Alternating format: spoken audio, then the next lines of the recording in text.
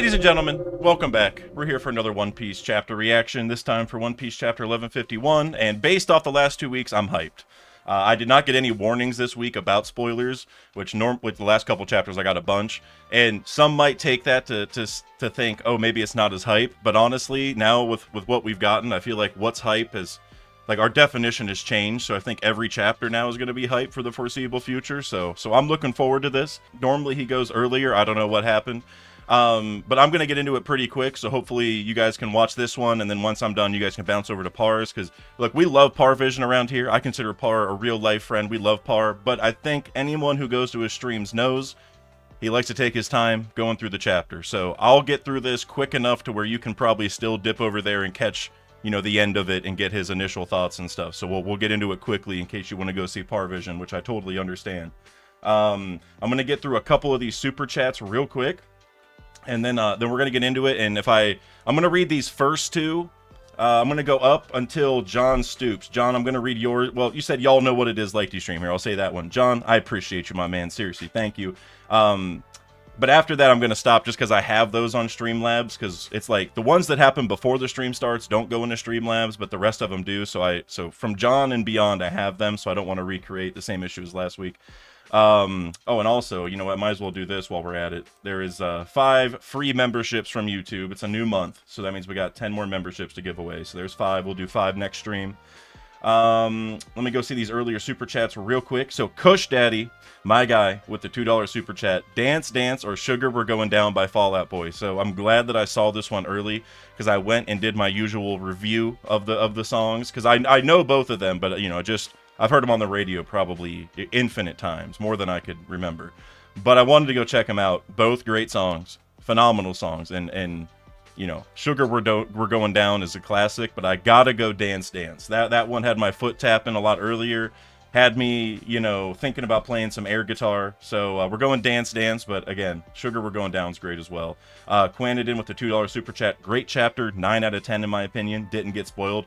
I'm glad you didn't get spoiled. I know a lot of people last week suffered through that.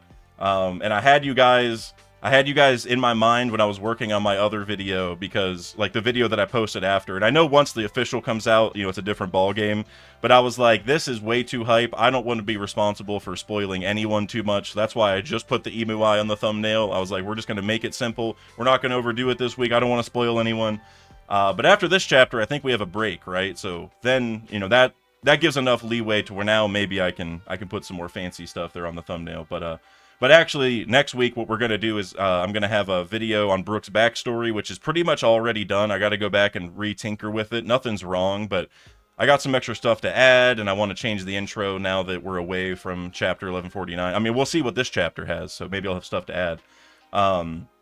But then I also have a really, really cool theory that you guys are going to like. That'll be out, I think, next weekend. That's the goal. I have not heard anyone say this other than an individual in the Discord. Tiny Angry Gnome in the Discord. That theory that we talked about, I'm doing that video, and I'm going to shout you out, because that was such a good theory. I think you all will love that one. It's an Elbaf-centric theory, ties back to Skypea. You guys will like it, but that'll be next weekend, so just wanted to let you guys know. We got a couple of videos coming out in the next week, so... other than that, we're gonna get started. We're just gonna dive right into it. I don't want to waste any more time. I know y'all are ready for this, and like I said, we'll get into all these other super chats right when I finish, and anything else, you know, you guys, any other theories you guys got. But all right, One Piece chapter 1151. That's enough. I've got this.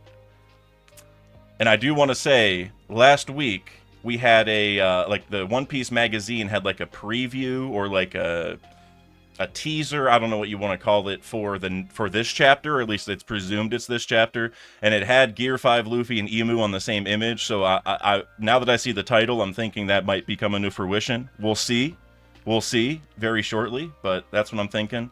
We got another installment of the Yamato cover story here. Oh, a sumo tournament in Hakumai. Yokozuna Sukune, Urashima's big brother, is sent flying. All right, I like this one a lot. This is awesome, because the sumo in Wano was kind of a meme for me a little bit, because like it was cool in the moment, but then whenever I go back and look at Wano, I'm like, okay, Wano was really long. Did we absolutely have to include the sumo stuff? Because like that took a couple chapters and whatever. But I mean, it was cool. It was just, I don't know. It was one of those things in Wano where like Oda was kind of milking the clock a little bit. But this is cool because it's that Sumo's big brother, which I love that connection. And then having Yamato win, kind of like how Luffy won. You know, it's just a cool little moment there. So I'm actually a huge fan of this. It doesn't. It's funny because it's like this doesn't really, push the narrative forward of like because Yamato's doing what Odin did, and this is more like what Luffy did. And I don't know. I don't remember Odin doing sumo stuff. Maybe he did, but it's kind of funny that this is just like a a fun random scene like the who's who stuff. Like Yamato was getting more scabbards. Now is this guy gonna join as a scabbard? That'd be crazy. I doubt it, but that would actually be really weird. I like Kawamatsu being in the back too. That's my favorite scabbard. So anyways, now we're into the real chapter. Please snap out of it, captains. What's with Dorian Brogy's demonic transformation? Elder Jarl is the world's oldest warrior. He's a living legend. We've always looked up to him. Yeah, you said it, Kashi.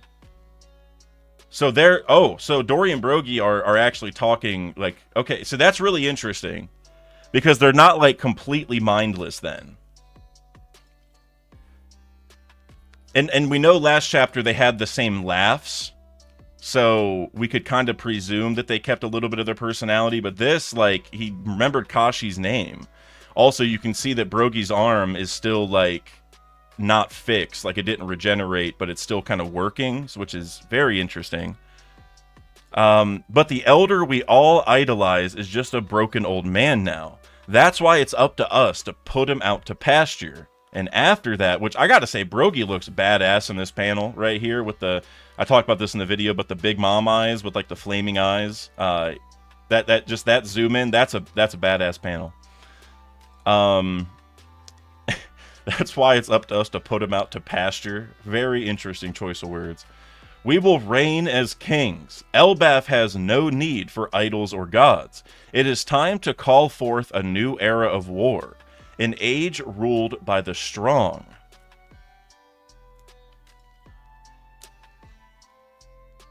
I'm just trying to think of what's happening with them here. Like, this feels more akin to, like, hypnotism or something. Like, because they... Like, remember when Luffy got hit with Miss Golden Week's paint stuff? And he was still Luffy, but, like, the way he described, like, yeah, I know you guys need help, but I don't feel like it. Like, there was, like, still a little bit of him in there, but they just kind of changed his motivation in a way. It feels like that's kind of a similar spot, but how can you just say that? This isn't you. What the hell happened to you guys? Stay back, Kashi. They've flipped. They're not the same people anymore. They become pitch black demons right down to their core. No way. And now we see one of them here turning also. Tall Man? That's his name? Tallman? Okay, Tallman. And now they actually have the reversey board up. Damn it, I'm stuck. No, wait. I don't want to flip too. And now he flips. So that's literally like the reversey board, which I'm sure a lot of you heard. I know I wasn't the only one who talked about it in their video on this. So it's interesting that Oda's literally showing us like a reversey board, which makes me think like, I don't know, like it does this board actually exist somewhere and it's, updating with as this is happening, or is this just like a visual? The way that Tallman is getting sucked into the vortex here is crazy. With like the circles in the back that look like a hypnosis beam or like honestly like a Foxy slow beam. That's wild. Just that imagery. But anyway, let's see what else. Okay. Tallman looks kind of sick also. I love the designs. Like, obviously I want these guys to get saved, but man, this is pretty sick. I feel amazing. Tallman, you fall back. We're in a bad position here. It seems the enemy took down Gabon too. What? No way, that's impossible. Wait for me, Colin. Yasan was... Mama's coming to save you. Alright, Ripley, I love Ripley. Ripley is one of my favorite giants, bar none. Especially of like the new ones that we met. Because, like, Dory and Brogy and, like, Haradine, you know, they have a lot of other stuff from the past that makes it hard to not like them. But Ripley, of all the new giants we've met, I think Ripley is easily my favorite. Branch 8. They're devils now. The giant warrior pirates have become complete demons. And so this is really... Okay, so now, look, they're dreaming of a demon, and now we see a nightmare fissure, which, like... Seeing the nightmare crawl out of the ground, so now we know what a nightmare fissure exactly is interesting. I want to go back to the last chapter and reread what Killingham said. He said, like, there are still nightmare fissures open or something, right? But now that we see this, so I wonder how that all works. I don't know if there's, like, some symbolism there with, like, dreams coming out of the ground like that, or, like, how... You know, the demonic circles work by going in the ground and things crawling out of them, but now we see that in a more, like, literal way. I don't know, it's very interesting. And now we see more demons coming out of the ground.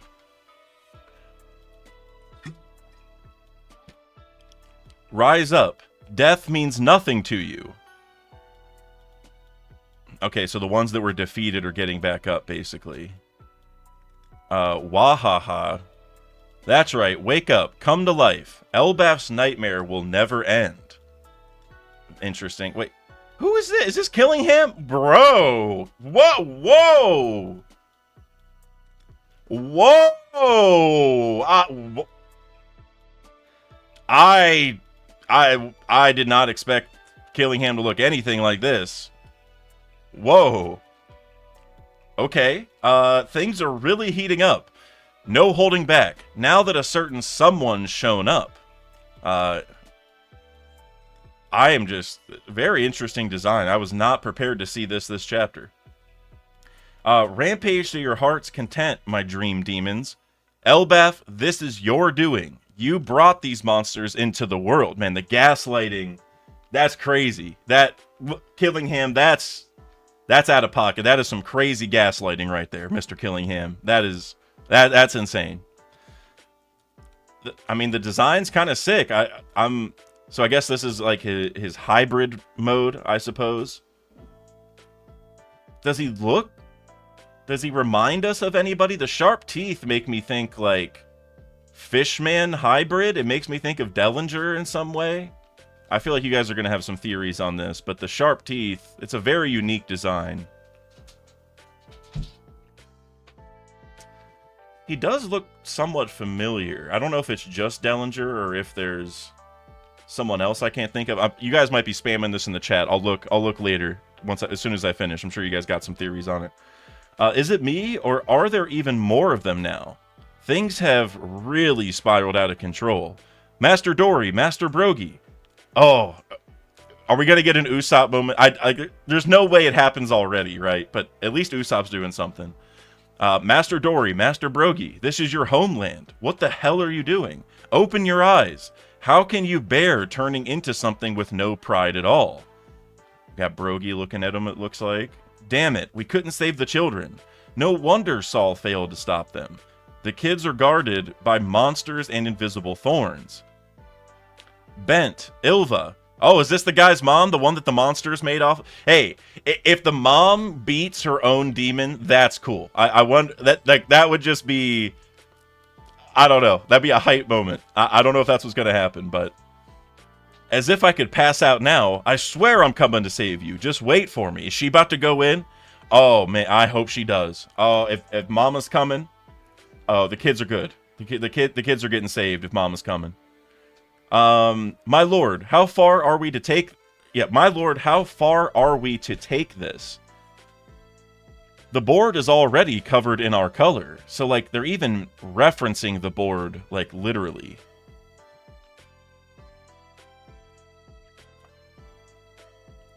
These nightmares are made of pure malice. If we let them rage, they'll eventually destroy themselves. Press on. Until it shatters. Until what shatters? The spirit of Elbaf. Had Harold not blundered. Again, blunder, just like Lily. I mean, and maybe that's just the TCB wordage, but I always...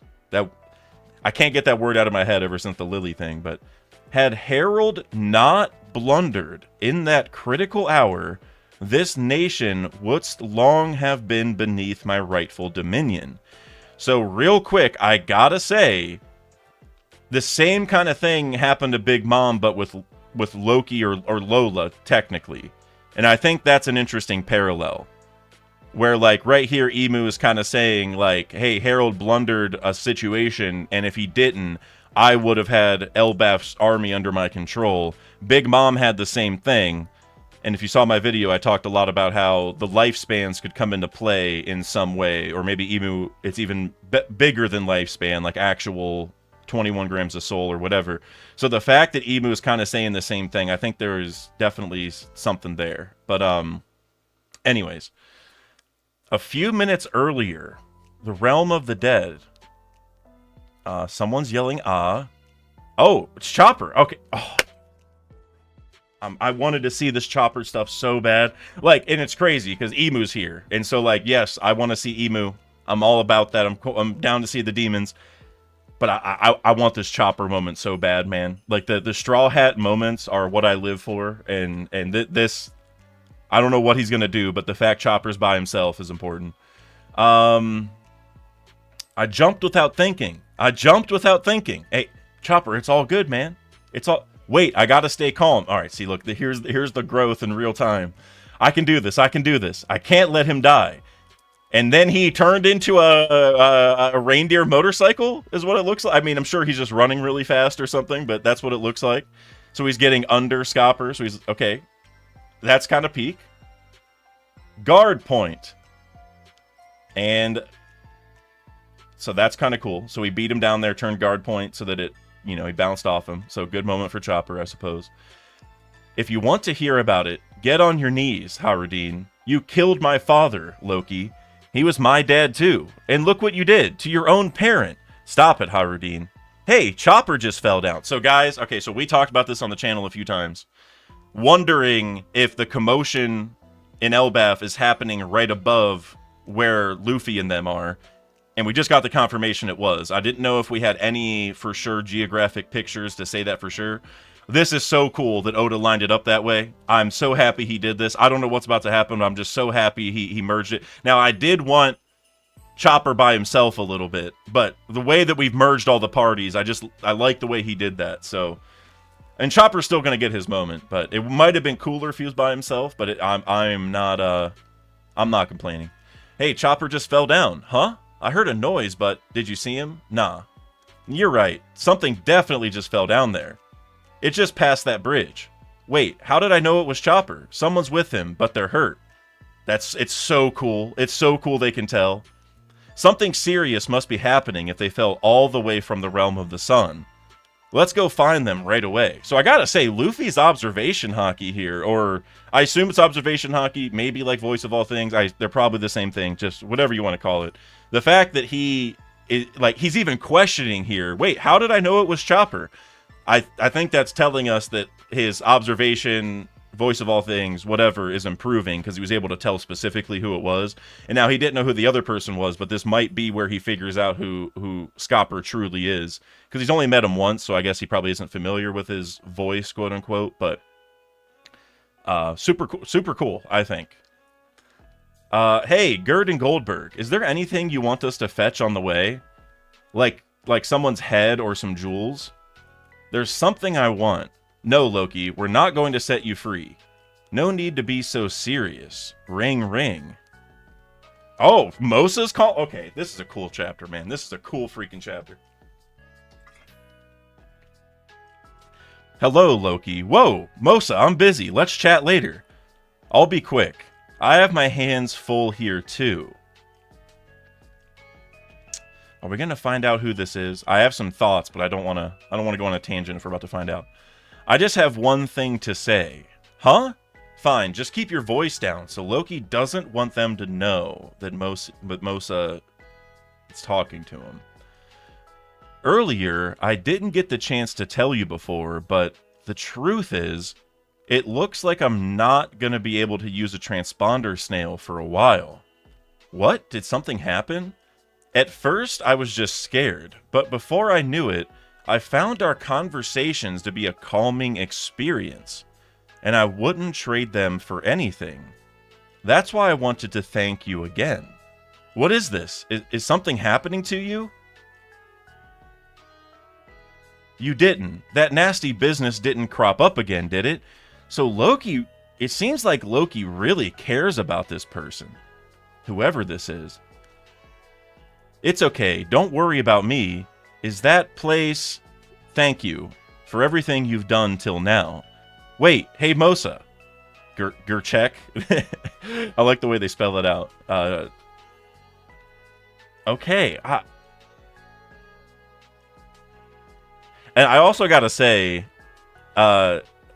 Loki's like, fine, just keep your voice down. And then he just starts yelling, or I don't know if he's actually yelling, but they have the exclamation points with the verbiage in here. But that is very interesting.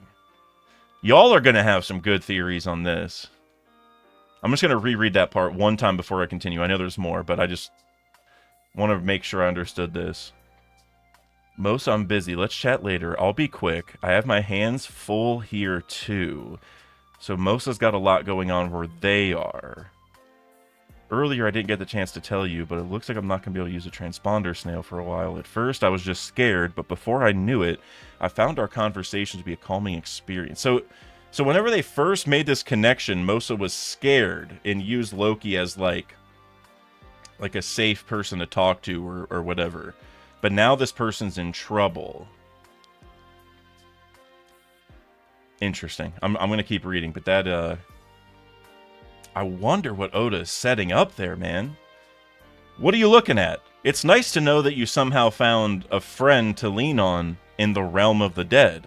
Don't you dare tell anyone. Okay, so nobody knew about this. But do they...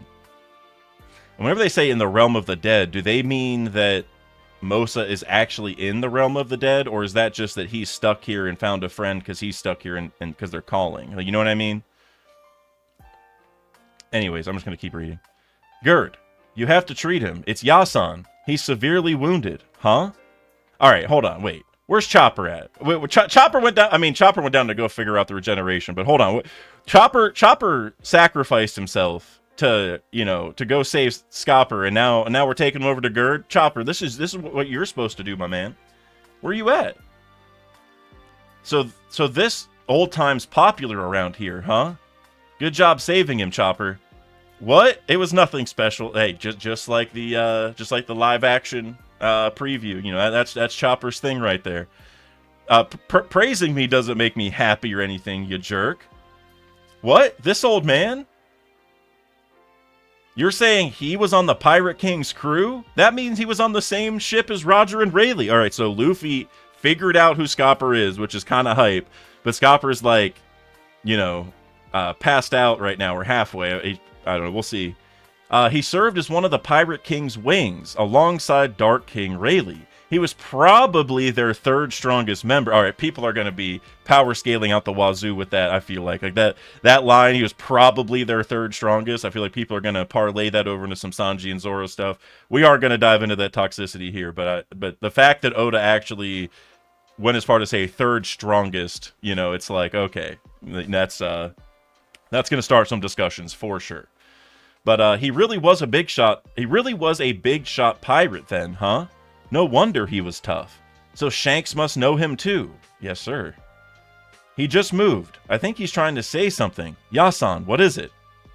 I was second. Oh my god. Bro, that is awesome. Oh my god. That is some Sanji stuff right there. Like, if y'all want to talk about some Sanji Zoro parallels, it's this. It's the even when he is almost dead, coming out to say, no, you got it wrong. Oda, I love you, Oda. Like, I'm not much of a power scaler. I don't care about that stuff too much. But this kind of character stuff, oh, sign me up, man. That is awesome. I love that so much. He couldn't let that comment slide. Yasan, I'm glad you're awake. What could put a man like this like him in this condition. That's right, things up there are bad, Luffy. We need you guys. They've taken the kids hostage. There's only a handful of enemies, but nobody can even make them budge. A bunch of enormous monsters are running amok too. And on top of all that, and we see this hockey lightning coming down, which I guess is an emu, you know, foreshadow. Hey now, this hockey is, huh? Okay, so Scapper's able to tell that that's emus, I'm guessing, or we'll see. Everybody, we need to get we need to get a lift up to the Sun Realm right now. Elbaf is in danger. Chopper, that's enough. I've got this. What could be the source of this ridiculous burst of hockey? Dogahaha, you guys really need my power now. They're finally ready to go. Hey, yo, I know it's not quite the same, but this trifecta panel right here with all three of them, it reminds me of the Elbaf version of the Wano raid with Law, Kid, and Luffy when they're like, at sea you fight with pirates whenever, you know, Kinemon and them needed help and stuff, like when it was storming and all that. It reminds me of that a little bit because we have the same trifecta thing. And obviously Loki and Harudean are not, you know, they're a lot different than Kid and Law. Kid and Law have a lot of importance even beyond, you know, that arc they were in. But it is signaling the start of, like, the big battle, right? Like, they're all about to go in together and do something. So I think that's cool. Harudean, I gotta be honest with you, my man. I don't know what you're about to do up there. I love you, and I'm excited for you to do something. But, you barely beat Mach Vice, and now you got Emu. So I don't know what's about to happen. But Loki over here saying, you guys really will need my power now. It might be time to free Loki. It might be time to actually free him. Not the halfway that they've done. That we're talking unbridled Loki stuff. And that means we'd get to see his devil fruit if they did that, right? Because he still has the sea stone on. So overall, this was an awesome chapter. Like, it's really hard to compare to, like, Emu showing their powers and you know, showing up and doing something for the first time. So, like, it's hard for me to say this chapter is, like, higher rated than that one because of that. But there were so many little plot points here that I thought were really cool. That this chapter was phenomenal. I thought I had a lot of fun reading this one. That Scapper line, I was second. He couldn't let that comment slide. That is just. That's awesome. That's what I wanted, for sure. Then the Mosa stuff, I definitely want to hear your guys' theories on that. I feel like I probably have a couple in the super chats waiting that we'll get to. And also this Luffy observation hockey thing, that's cool too. And then also actually seeing the Reversey board, and they mentioned it. And we got Killingham's form. We got a lot of stuff. We saw the Nightmare Fissure actually, like, work. You know, we saw where, like, the nightmares spawn from, essentially. This was a packed chapter, guys. Oh, my God. Like, we got... There's so many theories you could pull out of this, like... And, like, that's the thing about chapter videos for me, and probably for other people, is, like, sometimes there's, like with the last chapter, it's like, all right, we're talking about Emu's powers no matter what. In some chapters, maybe it's, like, not hype enough to where you feel motivated to say anything. This is the kind of video where, like, one creator might do a Mosa theory, one might talk about, you know, what's coming next with Loki and Harudean and all that. Maybe another one can do a video on the voice of all things, because what Luffy said. Like, there's so many little things that you could pick out to do videos on, because they're all kind of separate. So this was I think this is a phenomenal chapter. I would say 9 out of 10. I agree with Quanidin's point earlier. 9 out of 10. I like that one a lot. This was phenomenal. All right, I'm gonna go ahead and get into the super chats now that we finished that phenomenal chapter. And thank you guys, by the way, for everyone's generosity. We're gonna get to every single super chat. I just scrolled down, and it took me a few scrolls on the mouse wheel to get down to the bottom, which means there's a lot. So thank you guys in advance for your generosity. So John Stoops, I did yours. You said y'all know what it is, like D-Stream. And if you guys haven't liked D-Stream, please do. It does help with the algorithm. Knack Talk. Knack Talk, do you know my friend Knack Reacts? I think you and Knack Reacts would get along, Knack Talk. Member for 12 months, though. Listen, y'all, like the stream, and I'll give you prizes. Well, I don't know if he's already made good on that or not, but if this Knack Talk is the same as Knack Reacts, which it probably is, let's He normally delivers. So let's make sure we like the stream to get the goodies from Knack Talk. Smooth Weeb, Canadian $5. If Luki, I read if Luffy and Nika, and I just said it as one word. If Luffy and Nika Bonnie, there we go, stand on the sides of Dory and Broggy, would they flip back to the light side? Is that why Sulong and energy pills make you white? Absolutely love that idea. And we actually had a moment in the Discord where like I mentioned that in my video very briefly, like it was like 2 sentences and then I moved on, and I had other people bringing it up in the Discord, and I was like, wait guys, hold on, wait, like I thought people knew, because I heard a handful of people talk about this, and so I guess yeah, this is an awesome idea, I guess is what I'm getting at. Multiple people have brought this up in several videos, and it keeps getting brought up, and I love it. I genuinely hope this happens. I think that'd be really cool. Now I want to be clear though. I don't know if I want the Giants between to turn into Gear 5th, right? Like I don't know if I want Dory and Broggy to go into Gear 5 versions, because now I don't know if we're setting up a paradigm where like the game, like we're trying to turn everyone into Gear 5th. I hope not. And so going to what you said with Sulong and the energy pills, I think going back to, you know, whatever the Void Century like plan was, or whatever they were, you know, trying to do to make sure they win this war in the future, I think Sulong and the energy pills could be like, you know, like they knew that this game of Reversi was going to happen, and to get more white pieces, they're like, okay, let's do these drugs, and they'll turn you all white, so at least we have more people, even if it costs them their lives or whatever. And so now, does that mean that Sulong and energy pill people can also do the flipping? That I would kind of doubt. I feel like it should be exclusive to the Gear 5 stuff.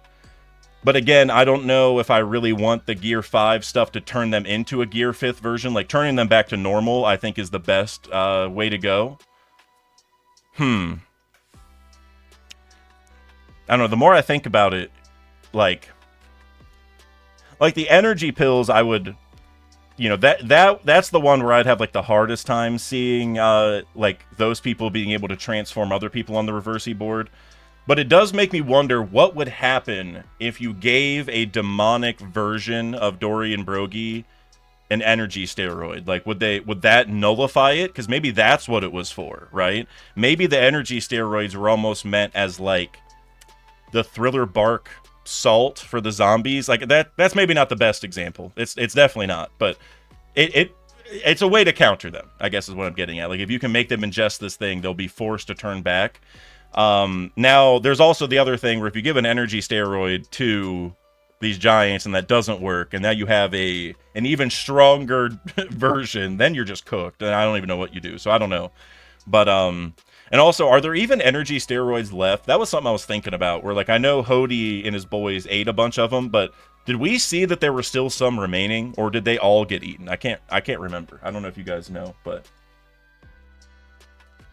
yeah, and RQ, like you said in the chat, energy steroids made Hody mad, so it's not a positive. Yeah, like, and that's why I think they might be a count. Like, if you give the steroid to the demon, that might help, but again, it might make it worse. Also, that's like just as likely. So I don't know, but the fact that everyone's going all white in different ways, I think is definitely, there's like some symbolism there for sure. I mean, obviously, bare minimum, it's that like they're allies with Joy Boy, because the Fishmen and the Minks are very, very close with Joy Boy, so that's definitely part of it. But I'm not sure how this ties into what the Giants are doing. It also makes me wonder, like, do you guys think this Reversi thing is only going to work on Giants? Or, like, if humans stand between Dory and Broggy, would they flip as well? Like, that's something else I was thinking. Because, like, you would presume it's everyone at this point. But also, like, they're trying to take over Elbaf. And, like, they're really focusing on taking over the Giants. And I don't know. And we know that, you know, the ancient Giants are a thing. So I don't know if that's maybe what's happening. Like, there's some giant lineage stuff going on. But either way.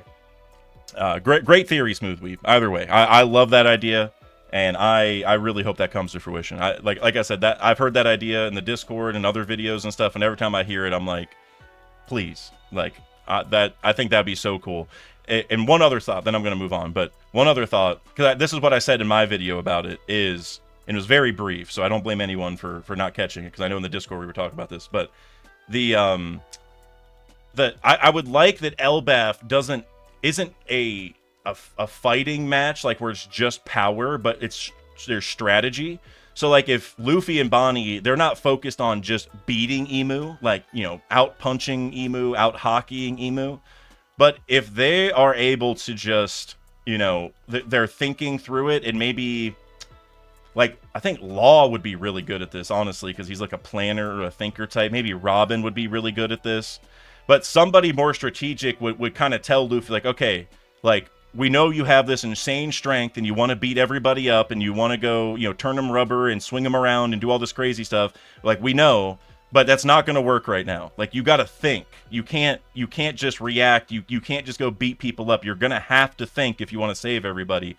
And that would be an interesting angle of training for Luffy in Gear 5. Because up to this point, he's just laughing, real wacky, swinging people around, punching through their head, like with Kaido and Kizaru. So I think it'd be really cool if he was taught a lesson of like, hey, yeah, you're really strong and you're almost unbeatable, but that's not going to work every time. So that's what I hope we, I would really like it for that reason. It becomes a strategy game. So I'm a big fan of that. Anyways, Lonely Mage super chatted $20. Lonely Mage, thank you very much, my friend. My Yamato cover story theory. Just like Odin, Yamato will join a different pirate crew before joining the Straw Hats. Guess which Yonko doesn't have the Wano poneglyph yet? Clown emoji. So I actually love that. I've never thought about the cross guild angle, because that could make sense. Now I will maybe first pushback I have in my mind is that I don't know if the cross guild, I mean, I guess the cross guild probably knows enough to know, like, because Mihawk's really strong, but I mean, Crocodile's pretty strong, but beyond that they don't have, like, you know, a ton of top level strength. But if it's Mihawk and Croc and the boys against mainly Yamato and the Scabbers, they might be able to take it, but, you know, they aren't as strong as other pirate crews, I guess is what I'm getting at. And so, like, they might know going in, like, okay, this is really risky to go take on Wano, and, you know, because maybe they might know a lot about how strong the samurai really are, or they might not, because even the government has said things like, you know, we aren't really sure. I think Akainu said it, but, you know, we don't know a lot about the samurai from Wano or whatever. So I guess it's just kind of risky for them to go, given their strength level right now, which they're not weak, but, you know, it's going to be a task. So but I still like it, because you said with the Wano poneglyph. Now, the thing about that, too, now that I think about it, is the Cross Guild doesn't have any poneglyphs. So if they go there, they're going to have a whole big battle to get that one. Then they're going to have to go back to Whole Cake and probably have a big battle to get that one, and so forth. And I don't think they know where Zoe is. So my mind has always been that they're going to go for, like, the rubbings. Like, they're going to go after the Straw Hats or whoever and try to get all the rubbings at once. Because also from Oda's perspective, like, with how much time is left, there's not, you know, like, how do they have time to sail and go to have these many wars for the poneglyphs, you know, at this stage? Maybe. Like, I mean, you know, after Oda made the giants get the Egghead in a day, I don't think, you know, he can just he can make the timelines be whatever he wants. But with all that being said, with all my, you know, pushback being said, I still love the idea, especially the idea that Yamato will join a Yonko before joining the Straw Hats, because obviously Odin, you know, latched on to Whitebeard's ship and held on to the chain and all that stuff. Now, Yamato can't do exactly that, because Yamato has a devil fruit, so we won't see that exact parallel. But regardless, you know, a famous pirate crash-landed at Wano. Odin took that ship to get off the island, and that's what led to the rest of the journey. And so I like that idea 100%, and I completely agree with you. But I just think Blackbeard might be more likely, because Blackbeard did get Law's poneglyphs, but he also knows that Pluton's in Wano. So he doesn't really have to go for the poneglyph anymore. He wants to go for the ancient weapon, at least I would guess. He could also go to Fishman Island, you know, or he could do both, even technically. I don't know how well that would work, splitting the crew up for the same reasons I said before. Because, I mean, Yamato is really strong. Like, if Blackbeard and a couple of his commanders go to Wano, they'll be fine. But let's say Blackbeard goes to Fishman Island, and they only send, like, a couple of the lower-ranking captains. I mean, they're going to have a hard time, if you ask me, against Yamato and the Scabbers. And probably Momo at this point, because Momo's probably gotten even better with his fruit, which I know Momo himself isn't that strong, but the fruit's kind of absurdly strong. So anyways, I don't know exactly who's going to show up as far as the team up, like which, portion of the crew, but I feel like Blackbeard's crew pulling up would be awesome, because you also got to think about the ace of it all, because Yamato was good friends with Ace, and Blackbeard is responsible for Ace's death. And if Blackbeard pulls up, Yamato probably won't know that Blackbeard caused that. Yamato won't know that Blackbeard is Luffy's greatest enemy. And so imagine the plot line where Yamato gets on the ship and they sail out of there, and then they go and meet up with Luffy, and Yamato's all excited, like, Luffy, I can finally see you again, blah, blah, blah. And Luffy's just like, why are you with him? Like, I thought we were friends or whatever. And then that could lead to a cool thing where Yamato, like, obviously didn't know any better. And also Blackbeard parallels Whitebeard pretty well, where, obviously they have the same fruit now, or, well, Blackbeard has multiple, but you know what I mean. They're also named after the same pirate, Edward Teach, or Edward Thatch. Whitebeard, Blackbeard, and Thatch are all named after the same guy, one of the most famous pirates ever. So it might be, I feel like it might be good, but I honestly wasn't even thinking Buggy. And I mean, Buggy, Crossguild got to go do something. So if it's not Blackbeard, then Buggy, because I agree with you. Whoever it is, a Yonko is going to come and pick up Yamato, I think. The only other way that could like the Yamato could get off without a Yonko showing up is like if Pluton got unearthed and somehow Yamato was able to ride Pluton out of there, which that is like unfathomably crazy. So I don't think that'll happen exactly that way. I do think Yamato will one day get to ride Pluton just for the, I don't know, for Yamato to finally see this weapon that's been under Wano or whatever. I think that'll happen eventually, but probably once somebody else unearths it. So either way, I love the idea, Lonely Mage, for sure. Let's see. Tosmorn, Vol of Flames, with the $5 super chat. Thank you, brother.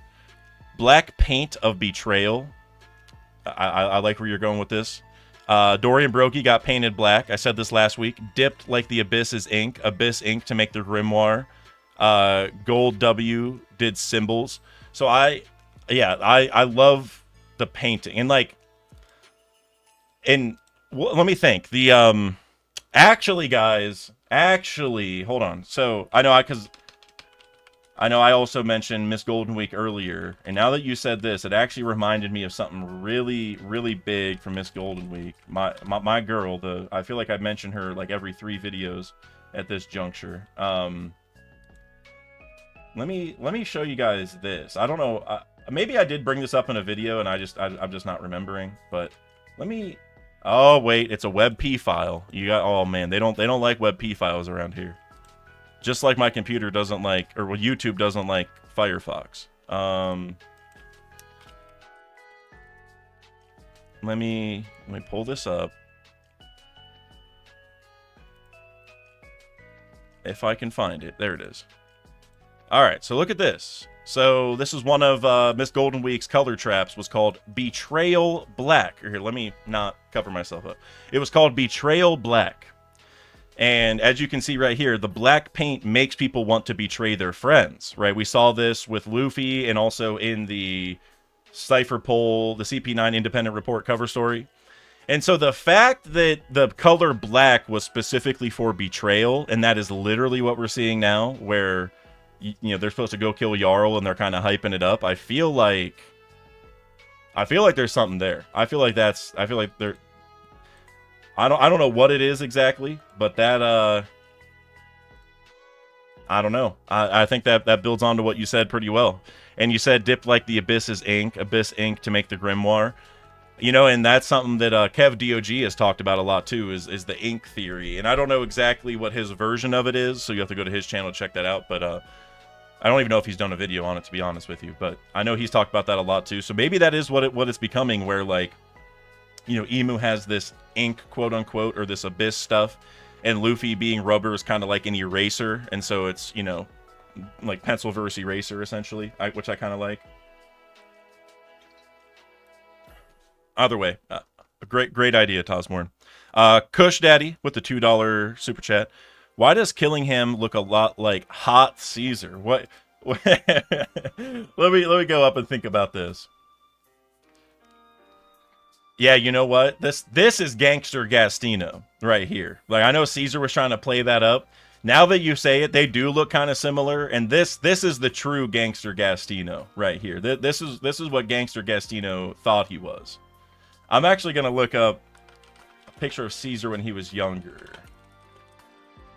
I they do look kind of similar, man. I mean, now Caesar doesn't have sharp teeth, which is an important call out. Although, you know, with Caesar being a scientist, he could also be a dentist. You know, he could have fixed it, honestly. But I mean, I doubt that happened. But theoretically he could. If Vegapunk can cut his head, then Caesar can work on some teeth. But regardless, they do look similar. It is interesting.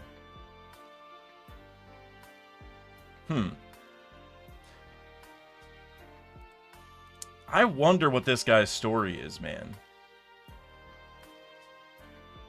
I'm going to look up. I still get Dellinger vibes. I feel like that's not. I feel like it's just the teeth. I don't feel like yeah, there's not really anything else. Dellinger also had the horns, so that's just... Oh. Interesting. I saw a cosplay of Dellinger, which was interesting whenever I Googled that. Yeah, I don't know. I feel like this guy's definitely going to be related to someone we know, though. I don't know. Boy doll, Kush said. That's interesting, too. It does look like a boy doll. Like, do we have doll's full name yet?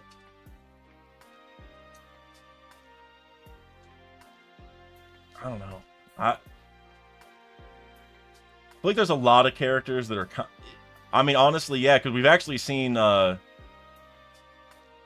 we've actually got... We've seen Doll so many times. We've seen Doll as a kid already because of Bonnie's powers. I'm looking through all the pictures we have of Doll so I can get the full scope. We got the anime too, which helps. Yeah, it kind of does remind me of a boy doll. Why is that picture of Noland in here? That makes no sense. Sometimes the wiki confuses me, but yeah, I don't know, man. I don't know. That guy's gonna be related to someone. I'll say that much. Did I see JJ in the chat?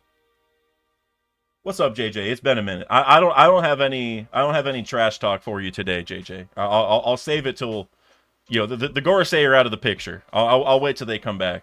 We have a truce ongoing. And actually, JJ, I wanted to tell you and everyone else, but specifically JJ, did you guys see that giant Laboon plush that they made? I've gotten probably 10 messages or mentions in the Discord or text messages about this already, but they made a giant Laboon plush. I wouldn't say life size, of course. That might be a little crazy, but it's like probably like 4 feet long, if I had to guess. I don't know if they gave the dimensions, but just I was scaling it based off the pictures they had. So I might have to get you one, JJ. I think I also saw an emu plush, which is interesting. Might have to get that one too. Anyways, K Raven. Oh wait, K Raven, didn't you have? Wait, hold on. Didn't you have a? I thought you had a super chat earlier. Did I miss it? Did you have another super chat and I missed it? Hold on. My brain's telling me that, like, whenever I first got on, before I started the stream, I remember I saw something from K Raven, and I was gonna respond to it. And now I can't remember what it was, so I'm gonna scroll back and look. Maybe I'm tripping. Hold on. Oh yeah, there we go. It was early. It was between John Stoops, but it wasn't in my Streamlabs. You said, Dak, it's a great chapter. Oh yeah, I said this. Okay. What was the other thing? I know I saw a chat from you or something that I wanted to respond with. Maybe it was a regular chat, and I can't remember what it was. Hold on, give me 1 second. Oh, okay. Yeah, you said, Dak, it's a great chapter. Take your time going through it. I'm delivering mail today, so the longer the better. Looking forward to hearing your thoughts. I had to expand it. So that's what it was. You said you're delivering mail today. So, K Raven, do you deliver mail? Well, I guess I don't want you to, like, dox yourself, but do you deliver mail for USPS or is it Amazon? And the only reason I ask is just because my mom worked for USPS, and she still does. She's worked there for 20 plus years, so I got mad respect for you mail carriers out there. So honestly, it doesn't matter whether it's Amazon or USPS or whatever. I still have respect for you, but I was just curious if it's USPS because my mom worked there, and she still does it today. She's since I was in 2nd grade until now, which is a very long time. So anyway, just want to say I got mad respect for you guys. That's all. Let's see. Go back to where I was. K Raven again. So that's what reminded me of it. K Raven, Killingham reminds me of Caesar and Hakuba combined. That okay. Now hold on. Now that is interesting. And you know the thing is, and not that this is like the biggest deal breaker, but like I keep really looking at the teeth, and I like every single one that you guys tell me, I'm like, oh. Yep, that one reminds me of it. That one reminds me of him. That one reminds me of him. But none of these people have sharp teeth, right? Like, Hakuba doesn't even have teeth. Or like, I think he does, but he doesn't show it most of the time, which is just, you know, a little creepy. But I see what you're saying. I don't know. Oda's definitely doing something here. And it really doesn't help that whenever I look up Hakuba, a lot of the images have him and Bartolomeo in the same image, and he has sharp teeth, which is maybe why I immediately thought like, oh yeah, that's it. But he doesn't have sharp teeth. It was him. I don't know. All these are good suggestions. I don't know what the answer is. K Raven, you said I work for USPS. Tell your mom she's a G. I absolutely will, and she will be over the moon that I have a viewer that works at USPS. She does a rural route. I cannot say that word very well. Rural. So maybe a little bit different than what you're doing potentially. But regardless, you know, I got mad respect. It's not an easy job, man. It's not. And especially with some of the, I mean, now we're getting into the weeds of it, with some of the Amazon contracts and stuff that are going on, and some of the decisions with the processing centers and stuff like that, I know it's gotten a lot more confusing. So, also, Steve Irwin 06, my cousin in the chat, your mom gave me free stamps, Dak. That is awesome. My mom is known to do that. I buy my own now, but for a long, I mean, I didn't send out that many letters, but like when I was in college, like I would always be like, Mom, I need some stamps, and she would just send me the stamps. Like in my mind, I'm like, oh, my mom works there, she's getting them cheaper. She's definitely not. Like, she's definitely just paying the normal rate. But regardless, very nice of her. My mom's always been very nice, so I appreciate you, Steve, for showing up. Also, Steve, I'll text you back later as well. I've been busy today, but I will do that.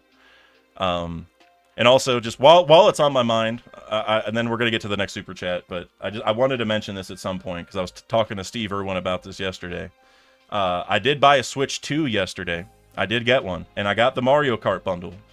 And so I'm thinking this weekend or next week, because it's a break week. It is. I know somebody told me it's a break week. I don't remember reading that at the end, but if y'all want to play some Mario Kart, we're going to be doing that. I don't know exactly how I'm going to get you guys in or how that works. I haven't really played online yet, but we're going to do that. I've only played a couple races. It seems pretty cool. I haven't really messed with it enough, but yeah, we're going to be playing that. Anyways. Always Sunny in any slobby, super chatted $5. If Killingham is a fishman, maybe past King of Fishman Island 200 years ago when fishman discrimination was happening, and unlike Harold, he joined the Gods Knights. I really like the idea in general that he could be tied to like maybe a fishman from that era. Like, I don't know if he'd be the king of the fishmen, because I mean, you know, this isn't like the best reason, but I feel like with Harold being a good guy and the fishmen being friends with Joy Boy, I don't know if they're going to have like evil leaders. Like, you look at like Cobra, right? It's like the good countries that are with Joy Boy tend to still have good leaders in the future. And like that, you know, like I said, it doesn't have to be super consistent, but I feel like because of that, I doubt the King of the Fishmen would have had that horrible of a guy. And now we got to figure out what happened with Harold. But even now, we're seeing Emu talk about a blunder Harold had, so obviously Harold did get in the way. So anyway, that was just my first point. But I still like this idea a little bit, because it could be not that he was the king, but maybe he is like what if he's like a Hody who was trying to, you know, like trying to get in with the government, maybe trying to sabotage the fishmen. And maybe he was about to, but once the robot came and went to the reverie and ruined everything, then that kind of ruined his plan. But maybe he got to stay as a celestial dragon for some reason. Like maybe the agreement was like, and I don't know if the goal was to kidnap Poseidon or what their plan was, but maybe the government said, like, yeah, if we can make this work, then you can become a celestial dragon. And they did, but then maybe the robot ruined it, and so, you know, the plan fell apart, but he stayed. I don't know, something like that. I think that's possible for sure. And it would be like I said with Hody, you know, I think there's a lot of parallels between I don't know if parallels is the right word, but, you know, there's a lot of connections between the Hody and Otohime situation and the Celestial Dragons, because obviously Otohime protected Mjosgard, which was a really big reason why Mjosgard later protected the Fishmen. And obviously, like, the humans got blamed for Otohime dying, and so, and a lot of the reason why the Fishmen, you know, hate humans is because of Celestial Dragons. But Hody obviously, you know, framed a human, and it was really him who was the problem and whatever. And so it could be kind of the same thing in some way, where this guy, or like his ancestor, I suppose, is probably not the same guy unless they really have immortality, which Garling ages, so I don't think they all, you know, live forever. But regardless, and Bagunko has a weird age thing going on too, so I don't know. But anyways, his descendant could have just, like I said, done some backroom deal and got in because of that. I don't know, and Hody had sharp teeth too. I mean, I think all fishmen do, or most of them do, right? So it would make sense. Yeah, I mean, I do think him being a fishman is the most likely.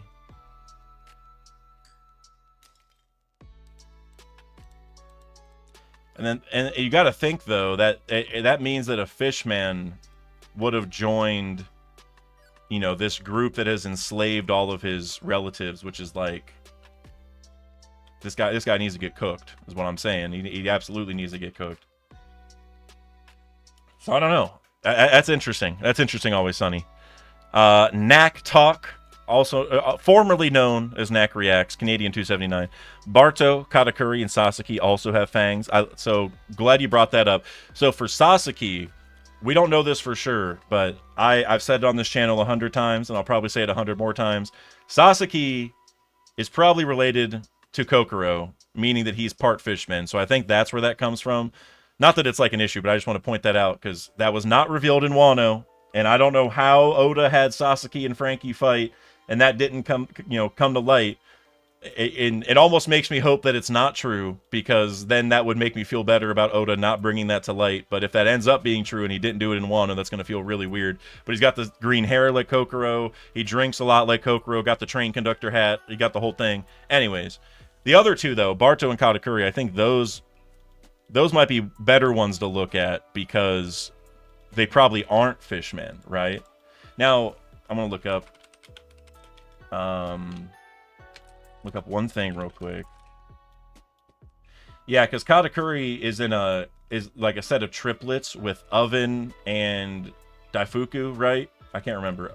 Daifuku is like the outcast for me. Like, Oven had like a lot of good moments, and he was also like pretty prominent in the cover story. So like, I remember Oven really well, but like Daifuku is just like, he's just there kind of. Like the genie ability was also a little whack, if you ask me. Like, it was cool at first, but you got to rub your tummy the whole time, and it's like you got something else. I don't know. Anyways, but since he's a set of triplets, and the other two don't have sharp teeth, but Katakuri does, I'm not really sure what to even make of that. Are there strong theory? Like, I know people said before that those are Kaido's kids. I don't see that happening. I don't think Kaido and Big Mom, you know, had any children together. But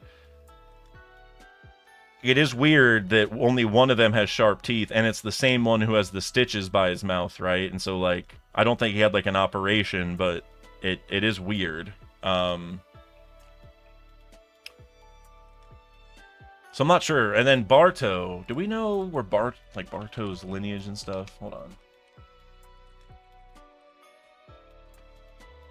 And Barto is also called the Cannibal, so he might be like the #1 person to look at. He was also tied to Dellinger. He was also tied to Hakuba, which we brought up here in several different ways. So he might be the #1 person to to think of.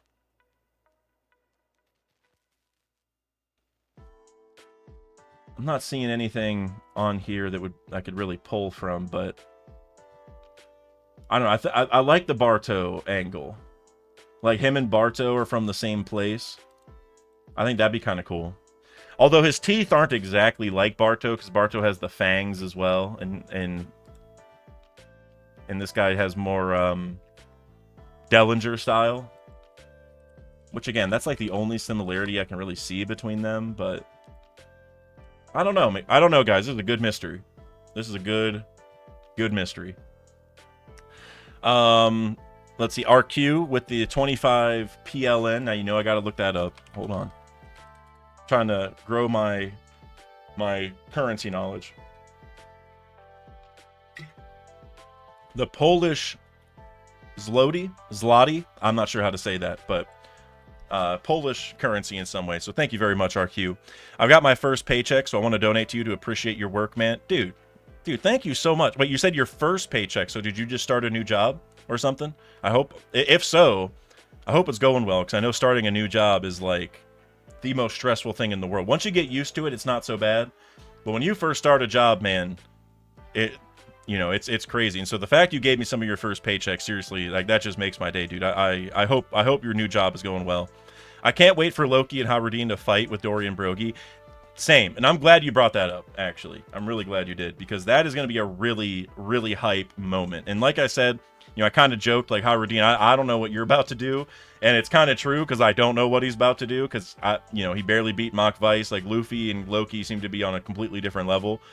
But that makes me more excited to see what Howradine's going to do, right? So, Howardine and Loki fighting against Dorian Brogy, I do think that's going to happen, because it's like old era versus new era, in a way. So, all about that. And I think it's also a little bit of a foreshadowing for something that I know I'm not the only one, a lot of other people had to have been saying this, that, by the end of the arc, Loki and Howardine will both be the kings of Elbaf, because you look at the giant warrior pirates, and even the ones before that, like with Yorl and Jarl, and then the Dorian Brogy version, they have pairs, right? You have pairs of leaders of giants everywhere.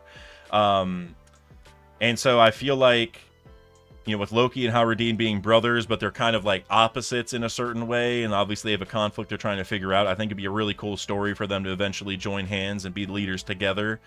And it would, in my mind, it would be that Loki exemplifies the warrior side and has the strength, and Howardine represents the I don't know what the right word is, but like I want to say intelligence, but that's not the right way, because it's not like Loki's an idiot, but the scholarliness, the sophisticatedness, like the new era of giants. Like, they represent both sides of it, the old warrior ways and the new ways, but they lead together in that way. And like I said, Loki's really strong, but Howardine might have a better grasp for how to treat people, like be diplomatic and stuff like that. So I think that fight with Dorian Brogy will be a really good foreshadow or precursor to that situation, because maybe Howardine can't keep up, but then maybe he thinks of something that lets them, get an advantage. And so we see in real time, one strong, one smart, and they, and it works. So that's what I hope. So I'm really glad you brought that up, RQ, and thank you again. Seriously, I hope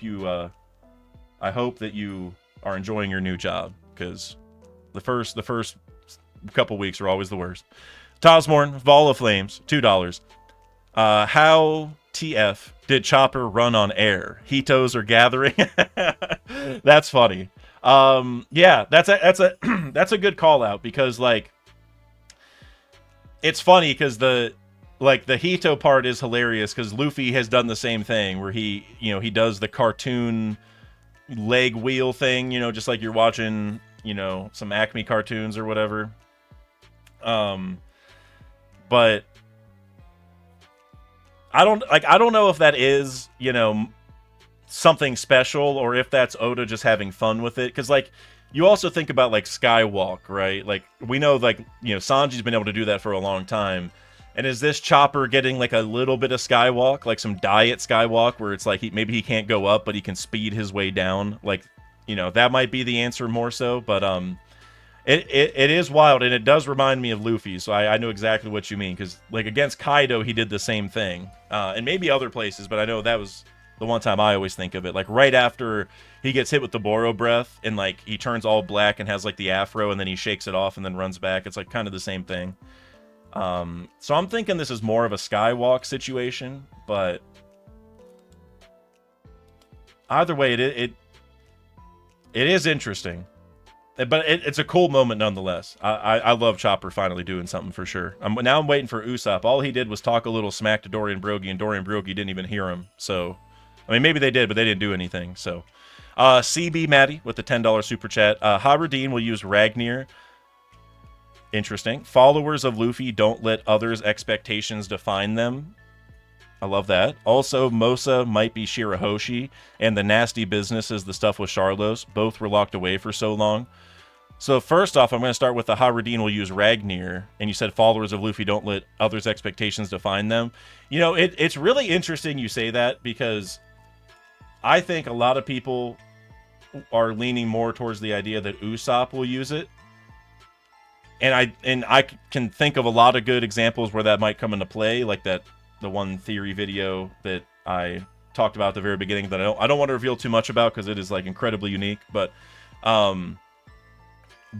building off of that, I think everyone kind of presumes that Usopp's going to eventually use it. But the thing with Harudin is he might be better, or like they could do both. It may be all of them are going to use it in different cases. I don't know. But Harudin, remember, whenever he fought Mach Weiss, the whole thing was like proving that he was strong enough. Like, how much did Mach Weiss weigh? Like, I forget what the final thing was, like 10 million tons or something stupid. Well, like, it could be the same thing, and there could even be a thing where Oda can call back to that and say, like, cuz Harudin, you know, did that and, like, got stronger and has trained and whatever, maybe he can now pick it up. Like, maybe he couldn't have before that, but now, maybe, or even just because he went through that, maybe now he has the confidence, kind of like you're saying, where Luffy's, you know, his followers, their expectations don't define them. They push past their limits and all that kind of stuff. So actually, I really like that, the more I think about it, that Harudin will use it. Because it could also be a thing, going back to what I said, where like Loki and Harudin are going to be the kings of Elbaf, and one's strong, one's smart kind of deal. And again, not that Harudin's super weak or that Loki's super dumb. It's just that's what they represent. It would be kind of cool if there is a moment where Harudin picks up Ragnir and uses it, because that kind of proves to Loki and proves to the Giants, like, oh, okay, Harudin is strong. Maybe he's not as strong as Loki, but he has reached the level of acceptability to where we can, you know, respect him as a king of Elbaf. Even if, you know, maybe he's not as strong as the other king, but, you know, he meets the bare minimum requirement. I think that would actually be really cool. And it would also just give him like a bit of a legend in a way, you know, where it's like, oh, King Harudin saved the whole country one day doing this thing, you know, like that would be good for his legend as a king. So I'm actually all about that. I didn't even think about it at first, but I really do like that. And then you said also Mosa might be Shirahoshi, and the nasty business is the stuff with Sharlos. Both were locked away for so long. Shirahoshi's very unique. I don't think I've ever heard that one. I'm trying to think of how their connection would have started. That's like the main thing. Like, how would Loki have ever befriended Shirahoshi? Like, I don't know if there's a time when their paths would have crossed that we're aware of. I'm also trying to go back to that Mosa discussion, because that is like... that is one of those mysteries that's just floating in the background that I feel like is going to be way more important than we're expecting. Also, I just noticed this, but you see Goldberg over here cooking this food while everyone's talking. He has like these pots, like he has like this whole little kitchen set up. That's actually really cool, because he's the cook of the new giant warrior pirates, right? So it's kind of cool that we see him like actually cooking a whole meal out in the middle of the realm of the dead. Anyways, I just noticed that. Let's see. I'll be quick. I have my hands full here too. I just have one thing to say. So I think based off that, it's probably not Shirahoshi, because if Mosa just got her or his hands full with whatever they're doing. Like, the Charlo stuff already happened, right? Like, that, I don't know how long ago that was, but, like, Shirahoshi has been back in Fishman Island. So, as far as the Charlo stuff, I don't think it can be that. Now, again, it could be that, like, Blackbeard's pulling up to, you know, Fishman Island or something like that. Like, definitely the chance Fishman Island gets attacked. So I don't think it's Shirahoshi based off that reasoning. But that is a really interesting answer, especially especially with the context that... Give me 1 sec. I don't know what's going on, but I feel like no amount of water is fixing whatever is wrong. Whatever, we're just gonna push through. If I have to cough a few times, I apologize. But it would be really interesting because Shirahoshi is Poseidon, one of the ancient weapons. And we don't know for sure yet, but I would not be surprised if Loki has something to do with Uranus. Now, I'm not saying Loki is Uranus. You know, we know that because of Shirahoshi, there's 3 parts to that ancient weapon, where it's her and the Ark Noah and the Sea Kings. They kind of work together to really bring it to life. And so maybe Loki's Devil Fruit has something to do with Uranus. Maybe that was like a power source for Uranus or something. You know, we got to figure out the specifics of all this, but just kind of spitballing here.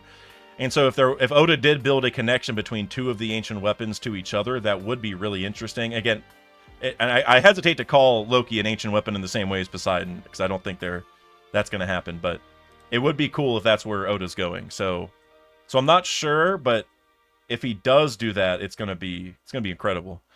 John Stoops with the $5. Chopper turning his feet to wheels in midair to catch Scapper reminds me of Gear 5 Luffy. That's crazy. We were just talking about that. And you guys sent them very close to each other, so that was a mind rope for sure. Did Chopper just believe he could do it after seeing Luffy did it? Well, like I said, it could be, but I feel like Skywalk might be the safer answer, or even just, you know, shenanigans. Like, you know, I think now we love to look at, because of Gear 5th, I think it's completely changed our mindset into how these things work. Like, if that happened before Gear 5th, like, we wouldn't even be thinking of, like, any crazy shenanigans. We might just accept it as, like, you know, shonen fun stuff, or, like I said, Skywalk. Like, there's a lot of other things.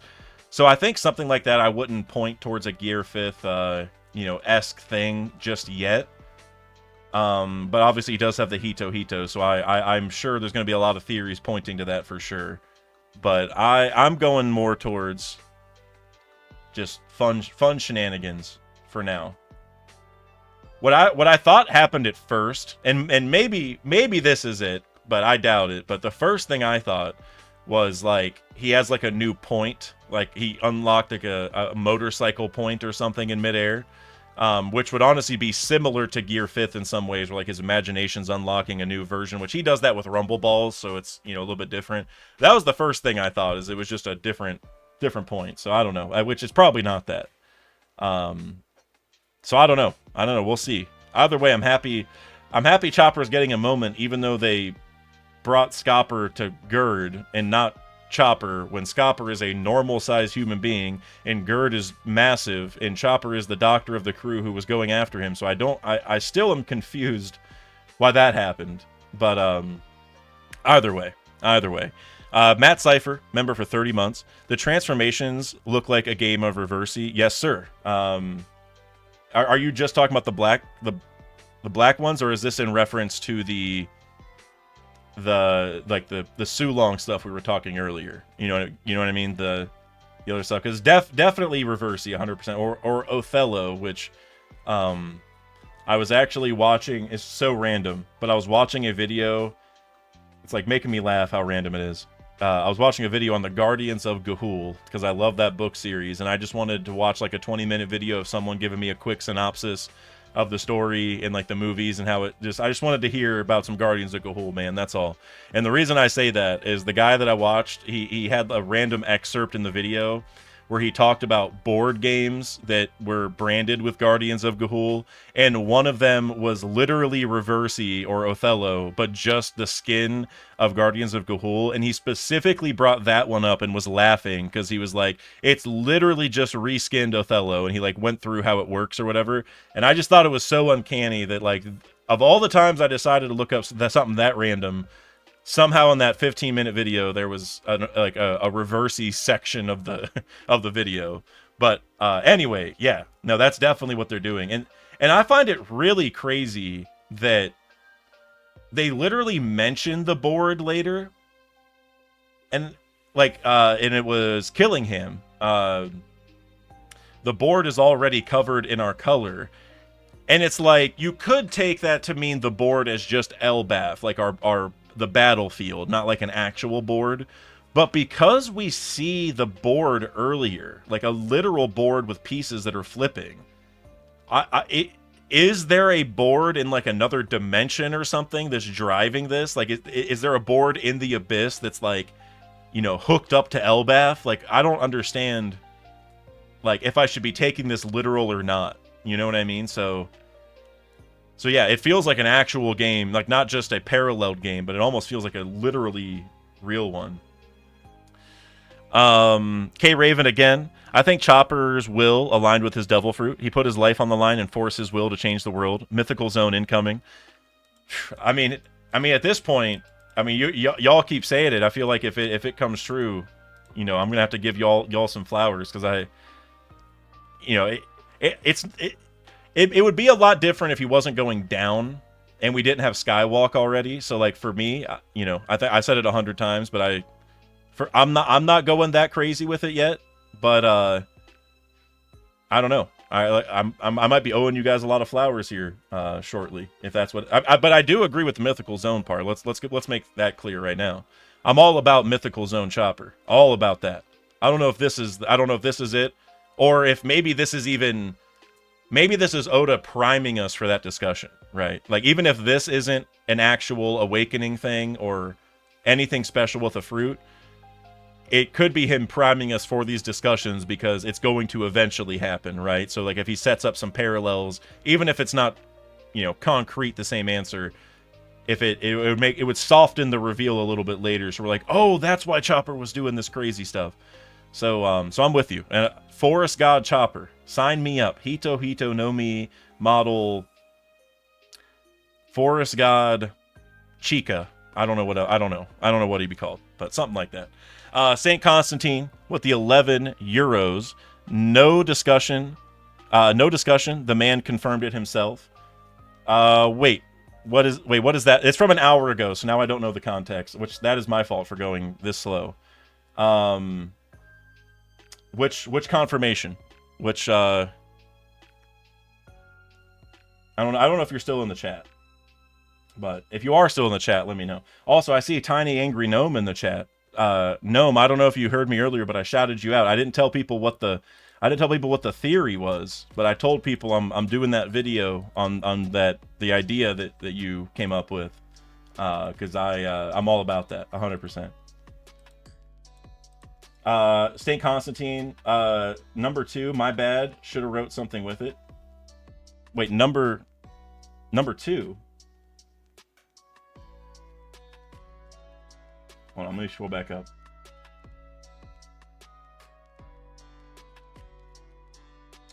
I'm still a little confused, Saint Constantine. You type it in the chat. Whatever you got to type. I'm looking. I'm ready. And how many more super chat? Okay, I got a good amount. Well, no, hey, you know what? I don't have the same problem as last week where I had to go. You guys remember? Was it last week or was that 2 weeks ago? I think it was 2 weeks ago. Whatever it was. Remember when I was like rushing through the super chats? We ain't got that problem today. We're gonna be here all day till we get through these super chats. The Scapper thing. I got you. No discussion. The man confirmed it himself. Got you. Yeah, that I don't know, man. That's the stuff where like yes, obviously Oda has set that up in the story, with Sanji and Zoro, so he's playing off of that. But this is 100% where Oda knows we talk about this, and he knows that if he just left it at he was probably their third strongest, then like we'd have all these, like, he knows that we care about power scaling, or the community at large does. Maybe if some of you don't hear, because I don't really care that much, to be honest. But like it's just so funny, man. That's just where Oda is like an objectively funny guy for doing stuff like that. So Awesome moment, man. Seriously awesome. RQ, Parr is still reading this chapter. You're telling me he's not done reading the Well, let's see. So he scheduled it for what, 1:20 or 1:30, and he probably didn't actually start reading till like 1:45, 1:50, and it's 2:50, at least our time. So that sounds about right, because he takes an hour. He does a poll whenever he starts the stream, and I think this is partially because of me. I know other people complain too, but I always give him a hard time about it. Where it's like, is this going to take over or under an hour? Like, do I have time to go, mow my lawn before you're done? Like, that'd be the kind of jokes I would tell him, because, like, he does take a while.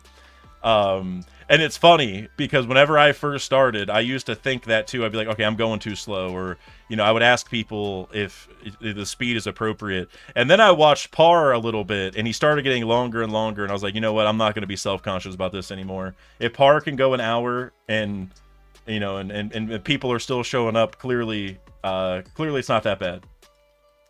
Yeah, Parr always does take his time. And to be clear, we love Parr. If that wasn't obvious, I think it is. But we love Parr Vision over here. Parr, I know him personally. Well, not like, we're not like the best of friends, but we are close friends.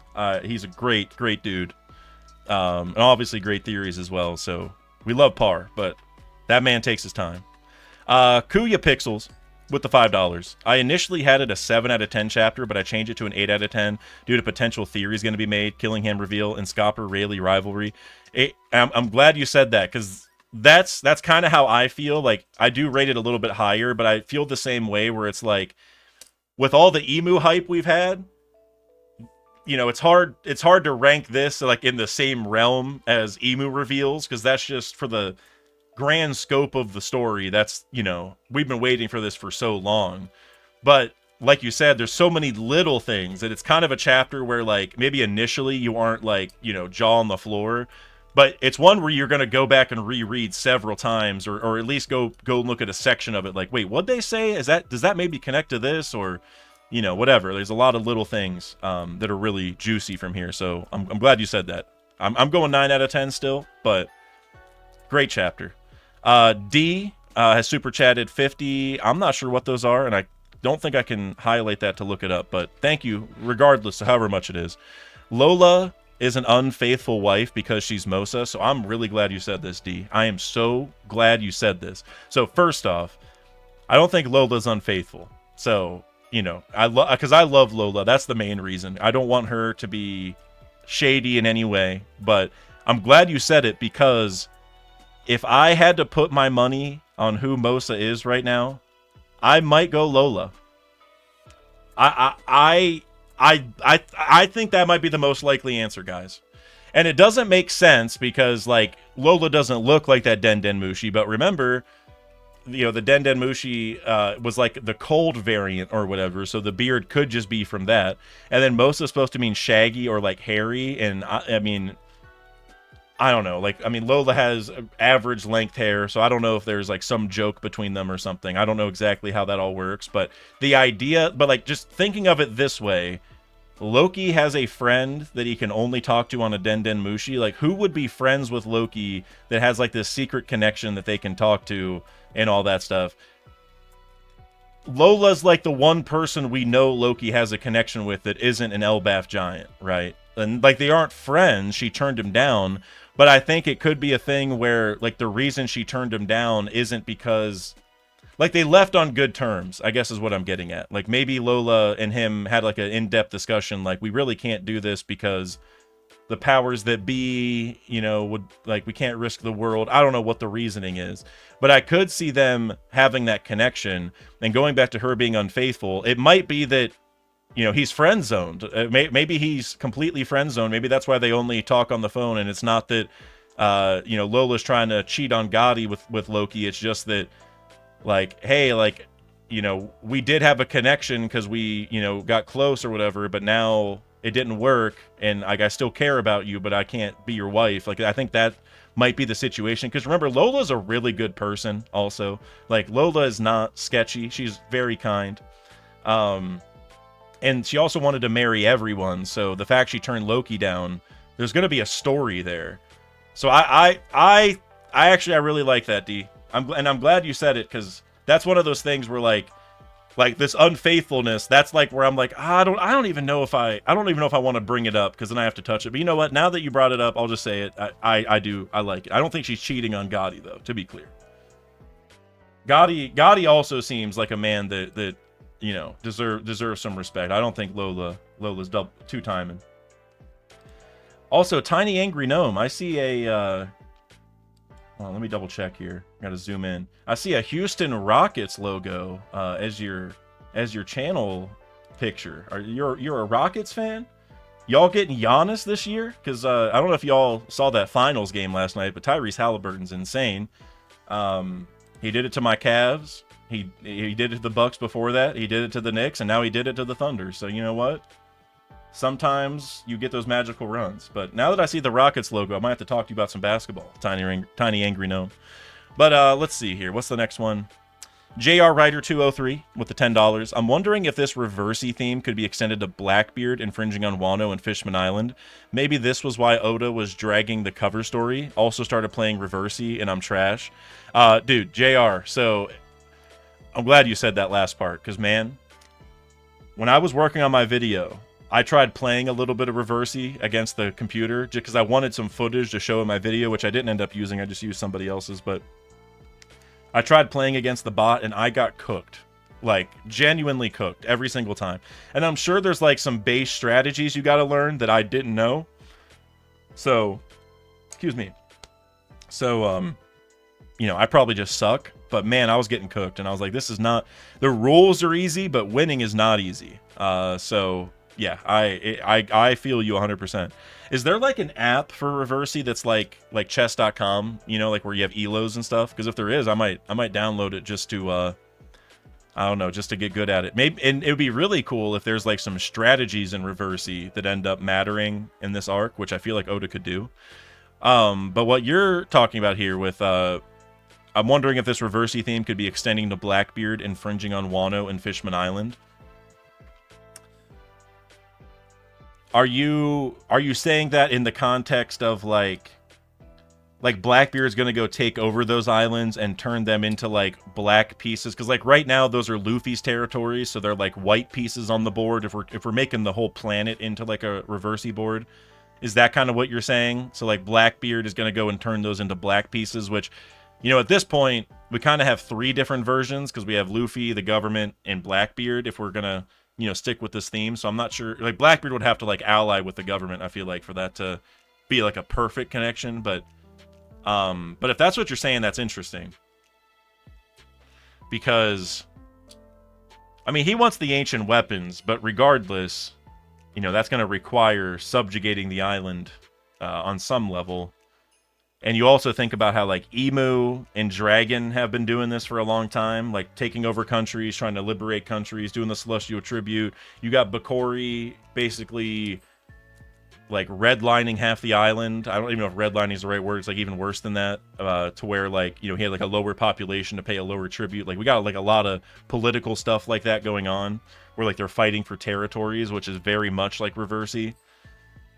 So that's interesting. I could see Oda taking this Reversey thing to a bigger level, especially when Dragon gets involved, which he may already be involved, to be honest. Because Dragon, you know, has been the one trying to essentially take pieces away from Emu or the government by, you know, liberating them. Also, Dow, I see you in the chat saying you're a Halley believer now. Yeah, man. That game last night was crazy, and I won't get into too deep in the basketball talk, but I just got to say, because if you're a basketball fan, you know last night was like a crazy game. I watched it with my friend last night, who I've watched like Cavs games with all year, one of my best friends in town. And I remember all game, we were saying how it felt like the Thunder should be dominating. And I'm like, dude, they're only down 10. They're only down 12. They're only down 13. They're only down 8. Like, they kept it in that space. And it's weird how the Pacers just come back every time, man. Like, Halliburton hits the shot, they get the right threes, the Thunder miss the right open ones. They had, like, what, a 17 turnover advantage, and the Pacers still won. Like, the Thunder had a 17 turnover advantage, and the Pacers still won. It doesn't make any sense. The Pacers are magical. And this is why I like basketball, man. It's like you can feel the energy, the magic, there's something special happening, kind of. So Halliburton's got the touch right now. There's going to be legends written about this guy. Like, every kid watching whenever the playoffs come around, a lot of kids watch that and get really, like, attached or motivated by these big moments. Like, oh, I want to go do what Halliburton just did. Well, Halliburton's had a game winner in every series these playoffs already. So, like, there are kids now who are in their formative years, training and maybe want to be basketball players in the future, who are going to want to play like Tyrese Halliburton because of what we're seeing right now. And I think that's cool. Even though he beat my team in the playoffs, we were injured and we were playing this team. So it's like, between those two factors, I'm not even that mad about it, but still super cool. Friend Harper with the $10 super chat. I'm thinking of it like this. They are being influenced by a dark power. The opposite might be influencing them with a good force, but it might be that Luffy or Nika's effect might free them from influence. So you're saying that it's not that Luffy, like, going back to that idea that Luffy and Bonnie might go on each side of the demon giants and then flip all the ones that are between. So are you kind of saying that because they are Nika and they, are all about liberation and freedom, that they're going to just free the ones that are in between, not turn them into white versions, but just make them free? Is that kind of what you're getting at? And with what you said here, the opposite might be influencing them with a good force. Is that you maybe saying that, like, basically, if they did go into an all-white form, that would be, like, the wrong thing, because it's more about letting them be who they are? Maybe I'm reading into it too deeply, but if that's the case, I really like it, because that's something that we talked about over on Redacted. I did a video with King Recon last week, which I highly recommend if you guys haven't checked that one out yet. But we talked about this, where basically we mentioned, like, is this setting up a situation where everyone goes into Gear 5th because of, what, like, Luffy or Bonnie shenanigans? And is that what Oda wants to do, is have a whole army of, like, these black demons, and then this whole army of, like, like white, sun god-esque people with, like, red eyes and stuff? Like, is Oda trying to make like army versus army? And I thought King Recon had a really good response to this, which was basically that, like, the message of Nika is to kind of be free and be yourself. So it would be better if they were all just who they were. You'll look at the mural, everyone's not in a Gear 5th version, it's just themselves. And that's kind of what Luffy's always been, is like, be the best version of yourself. Like, don't try to be anybody else. And so, and then I think what I added on to that was basically saying maybe what happened in the Void Century is that they tried to make everyone into a Gear 5th version, and that failed. And so now Luffy's going to do it the right way, where it's like, no, you be you. Like, I don't want you to be me. You got to be you. We need you to be you, because if you're not you, we're going to lose. Like, like, if, for example, if Sanji went into Gear 5th, and this is like I don't know if this is the best example, this is the first one I thought of, but, like, if Sanji went into Gear 5th, we know that Sanji's, like, specialty is, thinking and obviously, like, cooking food and all that stuff. If he was in Gear 5th all the time, he'd probably be laughing too much to go cook food. Now, maybe he could make it pop out of his imagination or whatever, sure, like, you could break the rules, but, like, he wouldn't be the same guy. Like, they need him to be his smart, focused role, cooking food, fast, like, all those things. That's what he does. He doesn't need Gear 5th. Zoro, he definitely doesn't need Gear 5th. I mean, now, it'd be, like, really hard to dodge the sword attacks if he's got, these, like, loopy rubber arms going everywhere. But the point is just that they all need to be who they already are. So yeah, okay, here, I see you just responded. The opposite of good is bad, but the opposite of influence is lack of influence or freedom. Nika's team is a team of free people. But yeah, I'm saying it could be either of these cases. I don't know yet. Well, I hope it's the first one, because I agree with the lack of influence. Like, that's what... And it's not that influence is bad. Like, there definitely is some influence that's good. For example, even Luffy has been influenced, right? You think back to Vivi in Drum Island, when Luffy's, like, ready to throw hands with the people of Drum, and Vivi's like, no, that's not what you do. Like, being a leader isn't always about fighting. You got to pick and choose your battles, read the room, stuff like that.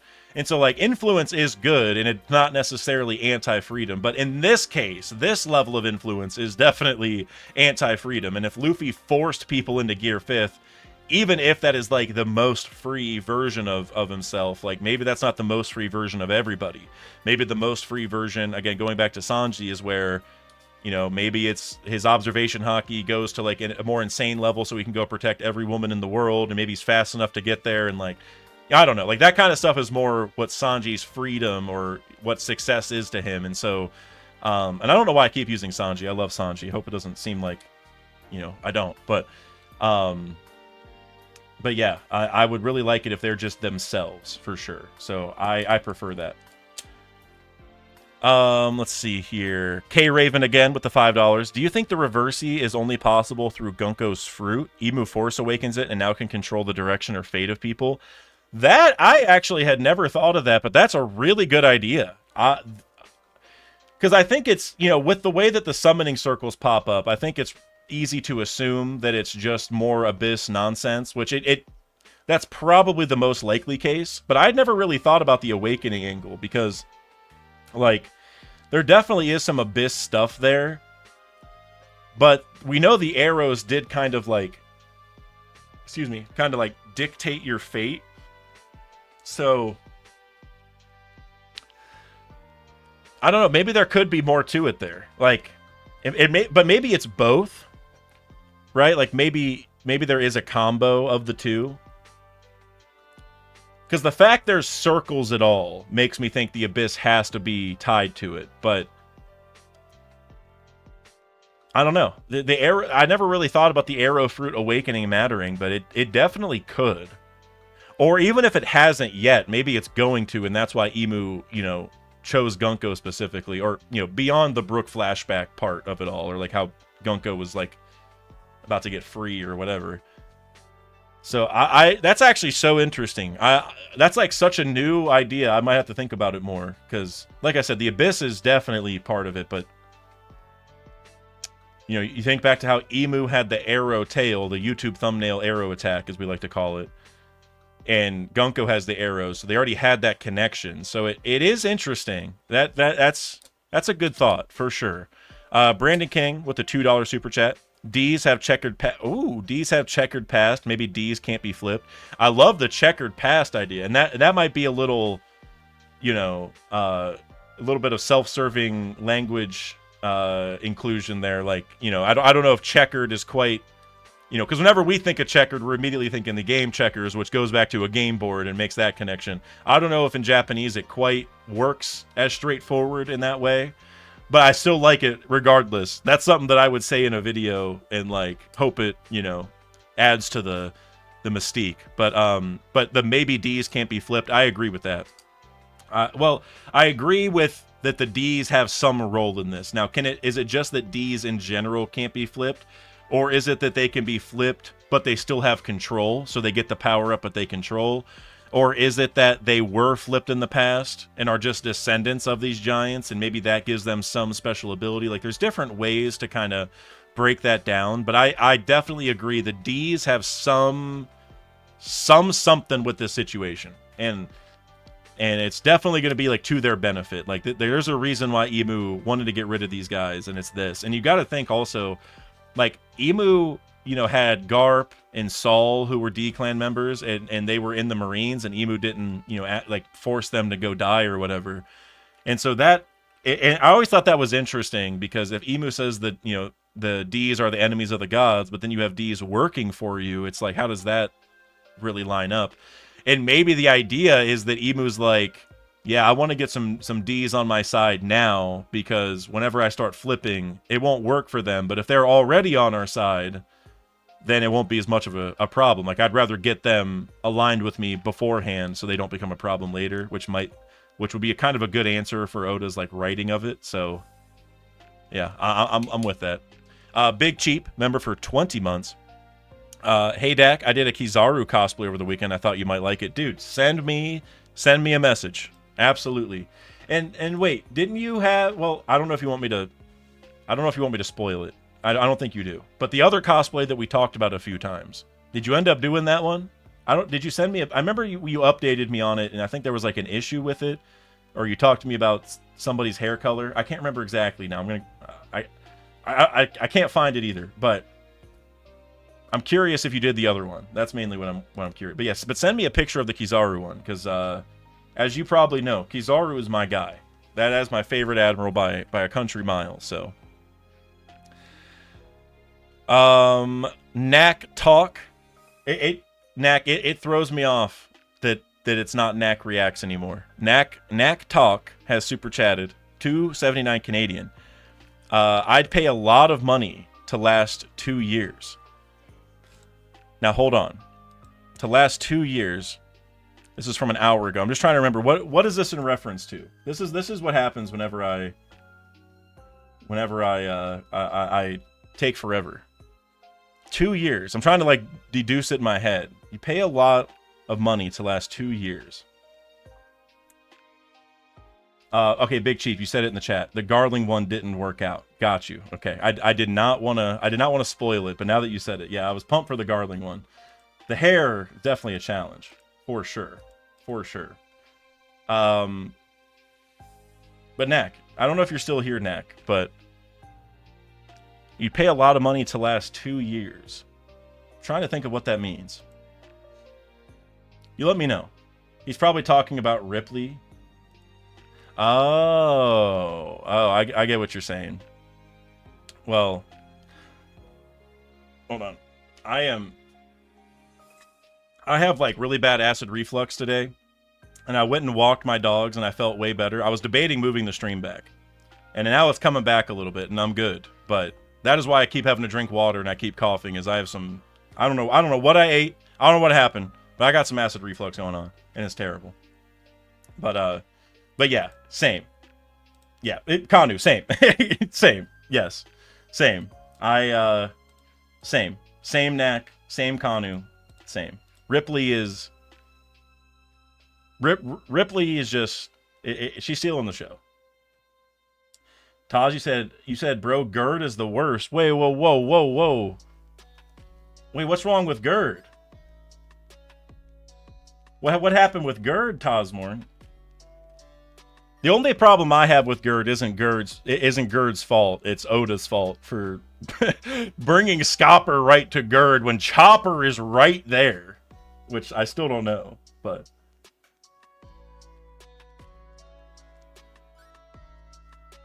you know what else is hard? Diamonds. You're not wrong. You're not wrong, which is why we're all waiting for Jozu to come back. New Poppy, you said I keep getting an error message when I try to use Super Chat.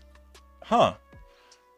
I don't know. That's really weird. Well, if you want to, well, I got to get through the rest of the Super Chats, but once I get done, we'll have a little regular chat talk, and you can try putting it in there. If you put it in now, I'll probably miss it, but if you want to put that in later, we'll definitely talk. Anyways, I'm going to continue real quick. I'm going to get through these. I'm still an hour behind, which I apologize. Knack, yep, I agree.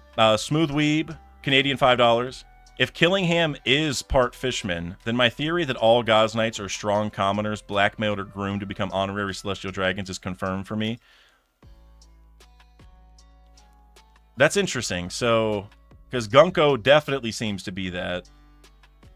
And you know, if Gunko really is like royalty, which I think is the ongoing theory now, whenever I do my Brooke flashback video, that's definitely the angle I'm taking.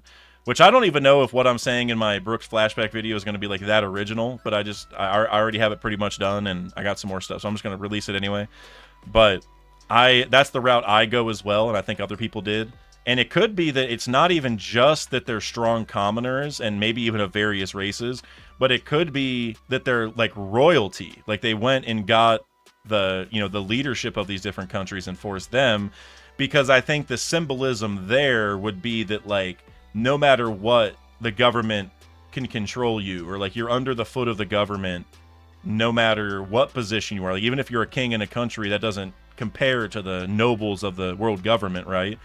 And it could even be like, let's say you send those God's Knights in to another country to go like subjugate them, and maybe if you're a king of country B and a God's Knight pulls up and it happens to be the king of country A, you're like, wait, King A, I guess we'll call him King A, like, how did this happen? And he's like, well, the government is the almighty whatever, they subjugate everybody, you're just gonna have to give in. It would be like a little bit of like a mental thing for that king. And like, if all the God's Knights showed up, it's like, wait, all of you guys, like the leaders of X, Y, and Z, I think that would be kind of cool. So, I actually really like that idea, Smooth Weeb, the more I think about it. Because, like, if he's part fishman, Gunko is probably just human, but from another country. And I don't know. And they asked Loki to join. Loki's a giant, so we got that one.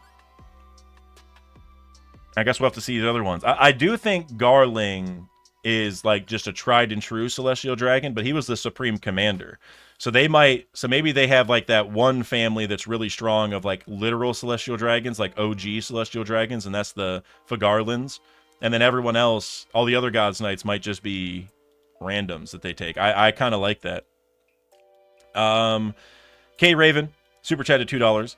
I already saw this. I work for USPS. Tell your mom she's a G. Thank you very much. I will, and she will be so excited about that. Smooth Weeb with the Canadian $2 again. 2 out of 20 world government kingdoms are in Grand Line. Could they all be? So let's see. We know that Dressrosa was one of them. We know that Alabasta was one of them. And we don't know any others, right? I don't think so. I mean, we know that, like, Nerona Emu was a leader of them. So you're saying, could all of them be Grand Line countries? And then maybe the ones in the East Blue or whatever other blues are...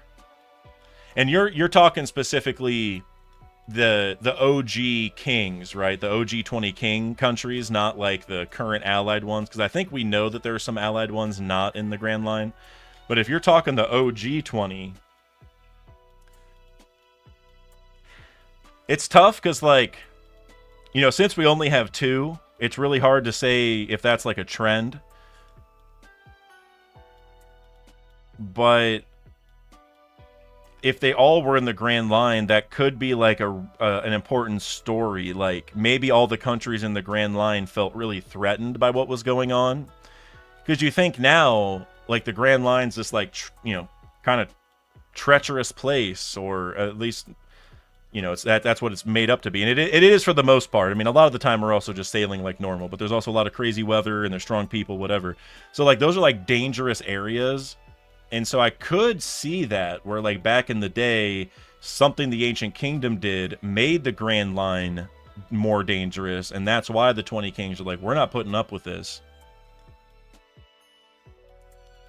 Like, maybe this is, like, too specific, but, like, the Ancient Kingdom could have made the Grand Line, like, you know how now the Grand Line is like a big pirate game, like a pirate journey? Like, people go and try to sail from the beginning to end of the Grand Line. It's like a challenge, and there's like a prize at the end. Like, I wonder if the Ancient Kingdom almost set that up, and then all the countries that were in the Grand Line were like, bro, we do not want pirates everywhere. Like, we do not want to set up a game where we have pirates coming through all of our islands and just ravaging our certain section of the ocean. Like, let's not do this. So that is kind of interesting, actually. I never really thought about that. Mr. Bushido with the €5. I see you got a few super chats here. I'll try to do... You got just the 3? I'll do all 3 together. First, you said, I think Brook might beat Emu here. Brook can use his powers to cut the connection to Gunko. In some cultures, the devil is defeated by music. That's really interesting, and I've heard a few different variations on that. I don't know if I've heard this exact one, but my thought there is, like, if Brook can... Like, if Brook's role is breaking the connection to Gunko specifically, then I think that works. Where it's not that Brook is, like, overpowering Emu, or that Brook's music is, like, interfering with some soul stuff, because if you go back to Whole Cake, like, Brook could free the chest keepers, but not Big Mom's homies, because that had Big Mom's soul in it. And I love Brook. You guys should know this. But if Brook was not able to, you know, free Big Mom's main homies, but his music is able to somehow mess with Emu and free Gunko, like, that, you know, that power scaling doesn't work. But if it's specifically because of Gunko, and like this only works here, and the music does not do anything in the future because it's not Gunko, and the music doesn't appeal to them because they don't have the past and all that, then I think it works. So I just want to make that caveat, because I'm going to feel real weird if Brook is just, you know, like, Emu's greatest nemesis. Like, that's, you know, maybe it can be because of the connection, but not, you know, strength is the way I think of it. But I do think that's going to be part of this, is, like, I think Brook is going to get through to Gunko kind of how we got through to Sindri in Thriller Bark. And so Gunko will be kind of fighting with herself for control, and Emu will probably be like, whoa, like that, I don't usually have this issue. Like, you know, so I can see Brooke stepping in that way, but only for Gunko. I just want to emphasize, because that's the only one where it makes sense. But I would love it if Brooke did that specifically. And then you also said, with €5, if killing him as a fishman, maybe my Mink Knight theory will be true. Now, what was your Mink Knight theory exactly? That wasn't that Carrot's going to become a God's Knight, was it? I hope not. And that's not some Carrot slander. It's actually the opposite. I hope Carrot does not get, you know, because we just talked about how the God's Knights might be like leaders of other countries that got taken and forced to be a God's Knight. Let's hope that doesn't happen to Carrot for her sake. But maybe a past Mink had the same situation. Like, they, you know, I don't know who was before, what was his name? Now I gotta look it up. The sheep guy. What was his name? Let me... I can picture him in my head. I just don't know. Oh, is this him? Duke. Hitsu Gisukan? Is that it? Oh, and so, but in English, it's Duke Genghis Ban. That's right. Genghis Ban. Hilarious. That is hilarious. So it's not him, but if maybe the guy before Genghis Ban got taken, or maybe Genghis Ban had a partner, because like how the Minks were led by two people for a while. Maybe Genghis Ban had a partner, and he got taken and forced to be a God's Knight. Something like that.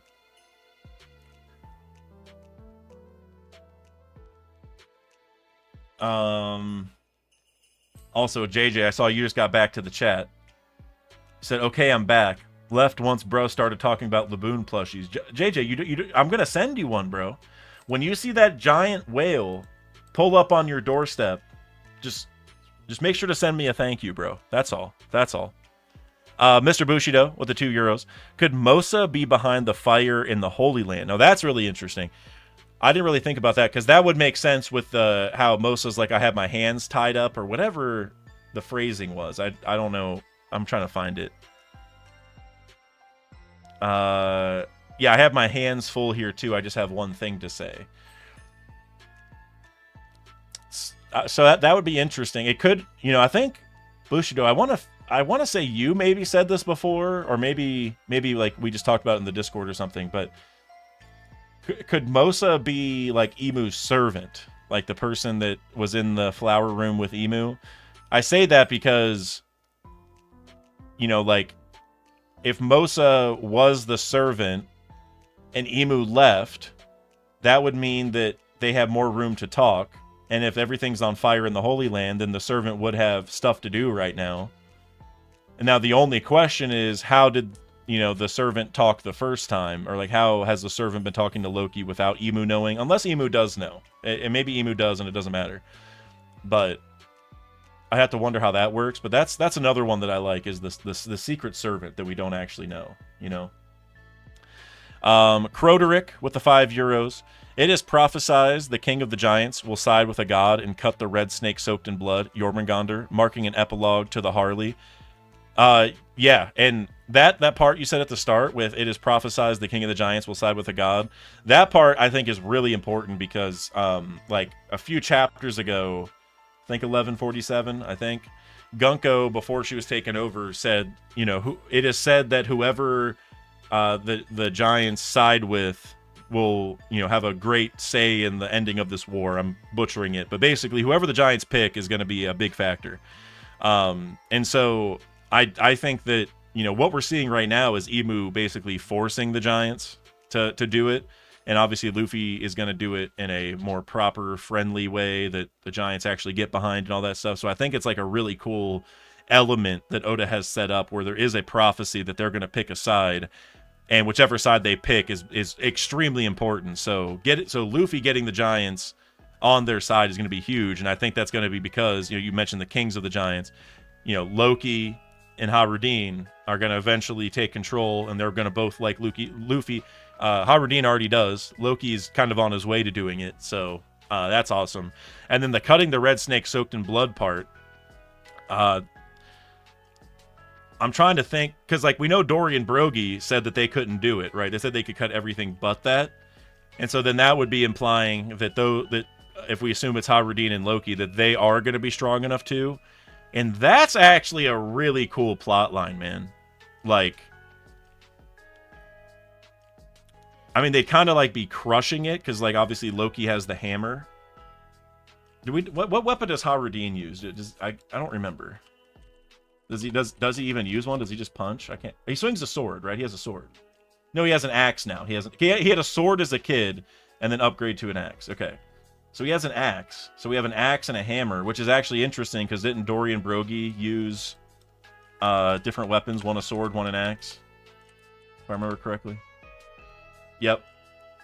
So that's cool too. Yeah, I really like that idea. I never really thought about that, but Loki, and maybe that's why the Giants' side matters so much. Like, yes, their general strength is important, like not denying that. But usually when Oda sets up these important things, there's usually like a big like final point to it. And it might be that like Emu's thinking, if I don't get them on my side, they're gonna break the red line, and that's gonna cause me all sorts of trouble. And even though Luffy doesn't know it yet, the point of getting the Giants might be so that you can break the red line. Now, could Luffy just do that himself eventually? You would probably hope, because like I don't. It'd be a little weird if like the Giants can do that and he can't, when Luffy can literally make himself giant. But regardless, I think that'd be really cool, and that'd be some big hype for my boy Haradin. So no complaints. Just Dennis with the 2000 Huff. I don't know what that is. I'm gonna look it up. Hungarian Forint. All right, that's cool. Thank you very much, my friend. Love your content and streams. Looking forward to your collab with JB Theories one day. Oh, we'll get one. I'm gonna be reaching out to him very soon. I actually, wait, how do I gotta move? Okay, I don't know if you guys can tell, but I think you all know that Joy Boy wrote a book series called The Booms, right? I think you guys know that. Well, it's like, it is a series, but I think it's like just one story into 3 installments. It doesn't matter. Anyways, I already read one. I don't know if you guys can tell, but I have the... Yeah, so I have The Booms Part 1 right here, right under Gengar. And you see how there's an empty space between? That's because I'm in the midst of reading The Booms 2. And then I'm going to finish The Booms 3. And then, and I don't know, hopefully I do that soon. And then once I'm done with that, I'm going to be collabing a bunch with JB, because I've been trying to finish those. Because I want to talk to him about those, because we talked about Volume 1. And then I've been dragging my feet. And that's also why I haven't read Berserk. And what else? There's a bunch of stuff I said I've been meaning to read, and I've been behind. And now we're not going to be behind. We have started. We're on the path of I don't know what you want to call it, getting ahead. And I probably would be done with the whole series, but this week, y'all, I've been working on my yard so much. I've been outside in the sun. I don't know if y'all can tell, but I got sunburn out the wazoo right now. Not on my face that bad, I guess, but like on my back, bro. Oh man, I'm cooked. Anyway, so hopefully I finish that book soon. So, anyways, what else did you say? Do you think Emu's theme of games, Reversi, Hunt in God Valley, shows Emus of child mentality? So I'm glad you mentioned that. So, well, I don't want to spoil you too hard, Dennis, if you're still here. But have you watched Hunter x Hunter through the Chimera Ant arc? I'm gonna try speaking like in like loose code, so I don't spoil you, just in case you haven't. I don't even know if you care. I mean, it's been out for a long time, so you know, if you haven't read it, you know, I mean, this isn't even that big of a spoiler, but in that arc, there is a couple individuals who play a game, and that's kind of it's kind of a theme throughout it, where, you know, it's not that the people are of child mentality, but breaking it down into a game. Like, whenever you think about war, that's like very serious and gory and all that, but whenever you go down to a board game, you know, that is a little more childish in that way, but it doesn't have to be childish. Like, it can be very serious and meaningful, and there'd be a lot of strategy and deep thought, and, you know, like a board game is just you know, a lot. I feel like some board games, like chess in particular, is kind of like war, but just dumbed down. You know, you literally have these pawns, a king, a queen, knights. Like, you know, you're basically at war just on a board. And so I just say that all to say that, like, with the part of Emu being of child mentality, It's like, I don't know if being involved in games necessarily precludes you to one or the other, because like you think about Luffy, he doesn't really care about games like this at all, but he's kind of childish, right? And so even if Emu is a little childish, I feel like Oda is building this up in a way where it's gonna be super serious, and I don't know if Emu will be childish about it, but maybe when Emu was a kid, Emu was really into board games, and that's what led to this, so it could be childish in that way, but clearly Emu's not taking it very childishly. Childishly. That is not easy to say. Maybe it is, and I just mess it up. But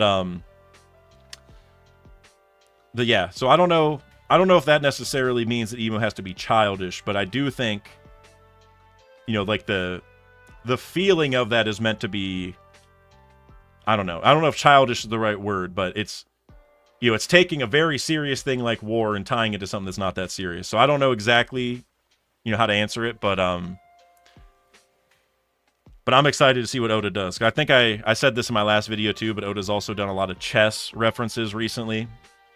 And so, and like you mentioned here, the Hunt of God Valley was themed as a game, and whenever Shamrock pulled up to Elbaf, what did he say? Let's make a game out of this. And going back to what I said, like, you know, none of that is childish. If anything, it's like the opposite. Like, it's like, please be more childish, because then you wouldn't kill a lot of people. But I do think the game theming matters. Like, that is going to continue. That, like, Oda has made that very clear, I think, at this point, that the strategy of it all is gonna matter a lot. Let's see. We've got Smooth Weeb again with the Canadian $2. Could Chopper's body or power be influenced by Gear 5?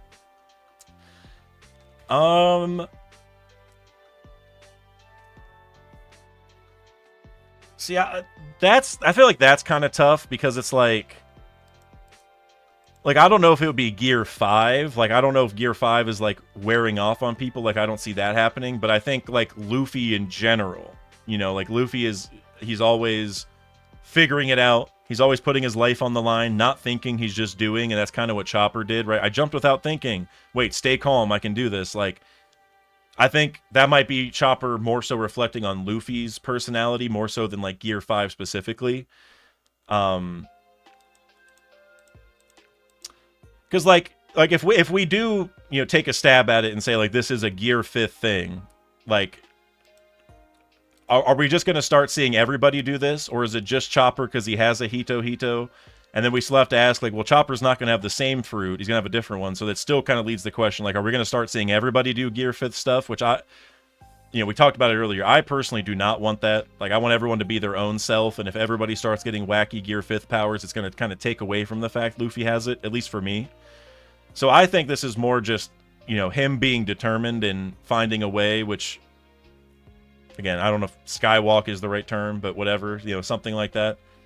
So I'm not sure. I'm not sure. I don't think this is quite a Gear 5th level thing yet, but because running downward, you know, increasing your acceleration down isn't like the craziest mind-bending thing. Like, if Chopper had you know, stretched his antler down to grab him, then yes, then it'd be no question. But because of the context, I don't know how deep we should read into it just yet.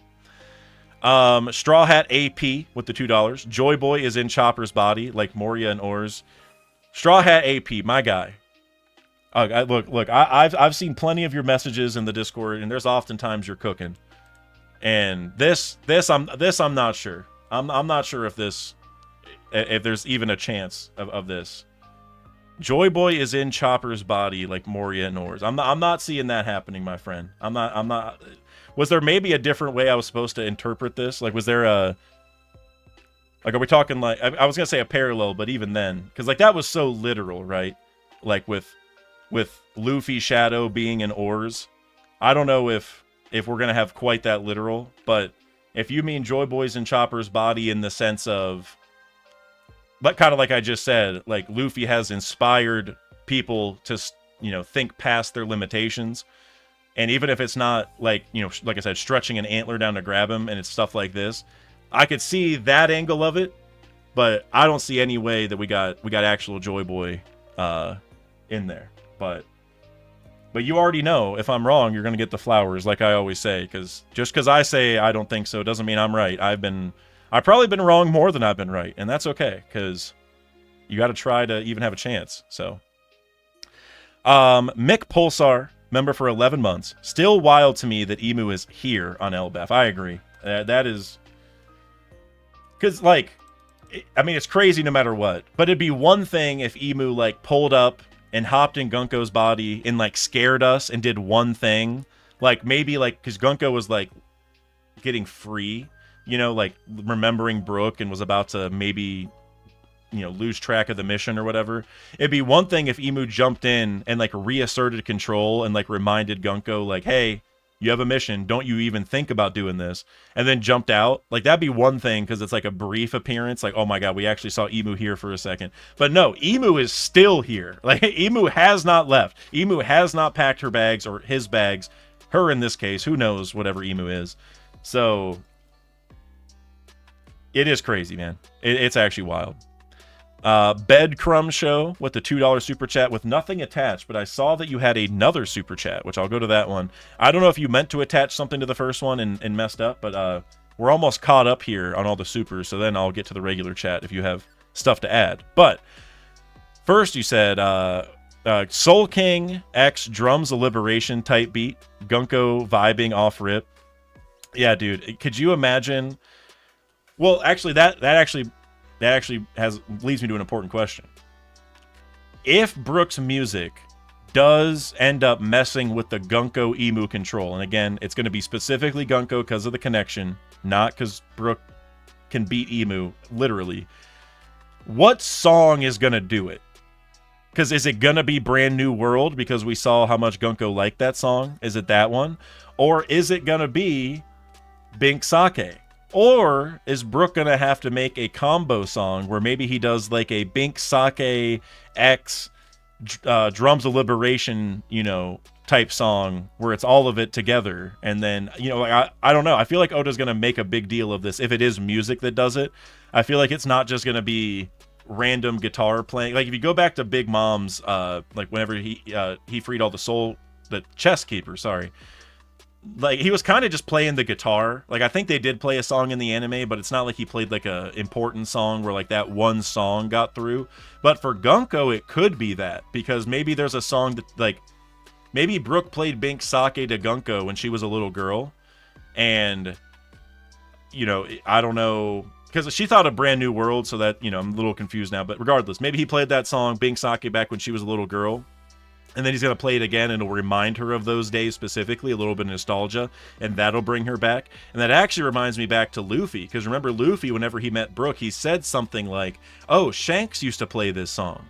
And now that's leading me to think, like, is Bink Sake, like, an issue for the Gods Knights? Like, not that it's going to counter them, per se, but is that, like, maybe actual Bink Sake does something? I don't know how all that combines, but since Shanks obviously is from a God's Knight family, and he also sang it, which I know is probably like an Uta thing at this point, but regardless,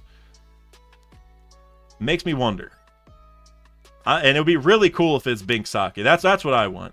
Because Luffy will go play the Drums of Liberation, Brooke will play Bink Sake, and then we have both playing at the same time. And it's actually like Gunko's greatest fear combined with Gunko's maybe favorite song. But I don't know. I think that'd be cool.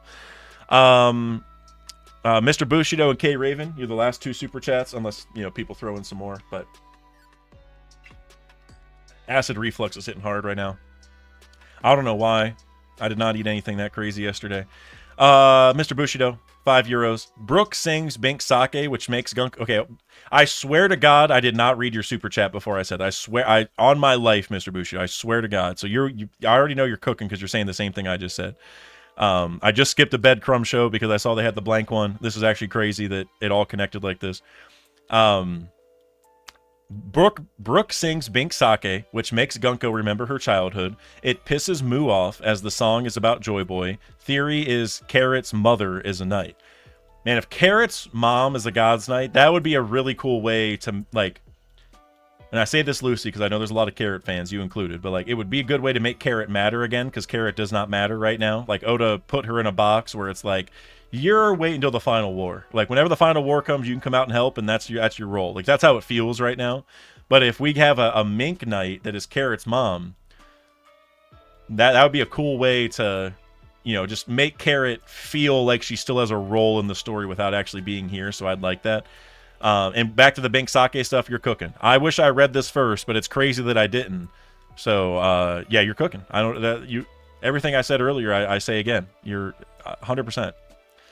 I think Bank Sake makes the most sense. Brand New World makes some sense too, but that's a newer song, right? Like Brooke didn't make that till the time skip. So it would have to be an older one that goes back to her childhood to bring back those memories. So I think Bank Sake makes the most sense. So 100%. K Raven, Emu being Joy Boy of Destruction with Hito no Mi model Game Master. Hold on one sec. Let me look up one thing real quick.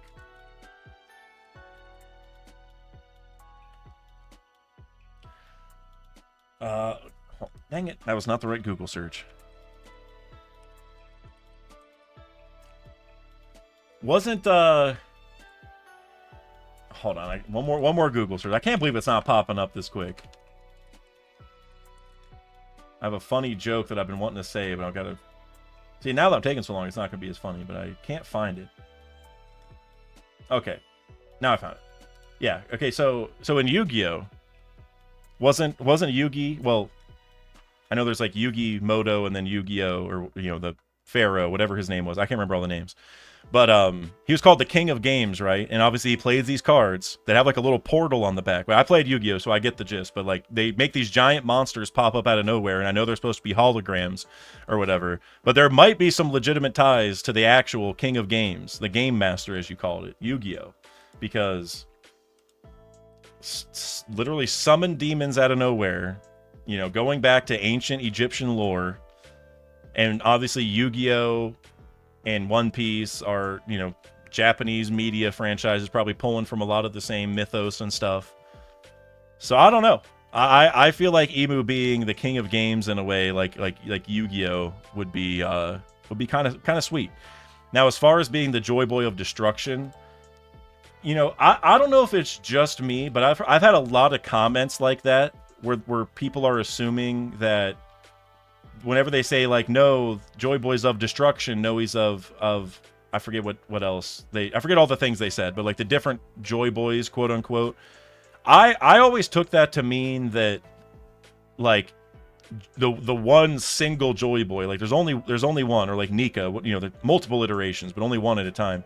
I always took that to mean like that the same Joy Boy can just be viewed differently, where like if you are a, you know, if you are from the government's perspective, you might call Joy Boy a god of destruction because he's destroying your control over the world. If you're a random, you know, person who's maybe been a slave or just been downtrodden in some way, they're going to be like your savior, right? You're going to look at the same guy differently, even though he does the same actions and has the same mindset. So that's how I always viewed it. I never really thought that there's like literally a Joy Boy of destruction. And again, maybe that's just me, because I get a lot of comments saying what you're saying, so I know you're not the only one. But that's how I've always understood it, is there's only one, you know, at a time. And it's just that Luffy could be, you know, your destroyer or your savior, depending on, you know, how you're looking at it. Because at the end of every world, like Sun God Nika pops up and leads to the next world. So you could argue, oh, the appearance of Nika always leads to the end of the world, which technically is true. So you might say he's a destroyer, but some would say he's a savior because he's, you know, trying to liberate people. So that's how I've always read it. But regardless, going with the Hito no Mi model Game Master, I like the you know, the Yu-Gi-Oh connection of it all. Mick Pulsar with the $5. Emu was like, no, I'm not even letting this be a possibility. I'm doing this myself kind of mentality, referring to Gunko starting to remember. Exactly. 100% Mick Pulsar. I completely agree. And that's something that I'm going to touch on in my Brook video that well, it's actually already in the video, and I could have released it, and I could release it literally right now, but I think you guys deserve for me to make some changes to it.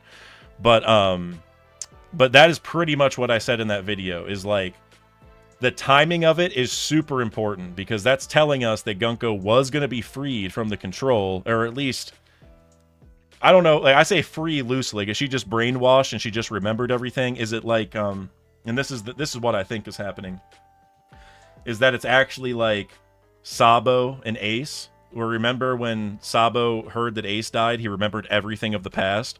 I think virtually the same thing is happening right now, but with Gunko, where it was happening, where I don't know if Gunko has just been through too much trauma. I don't know if Gunko went through a similar thing with Ace, where like maybe the reason her face is bandaged up and she has the heterochromatic eye is like maybe she like suffered through like some explosion, some bad event, and she doesn't remember her past that well, and she may have just been brainwashed, or it could be that Emu, forget the traumatic event. Maybe Emu can just wipe memories in some way, and this could have brought it back. Like, no matter what, I think there's a connection there.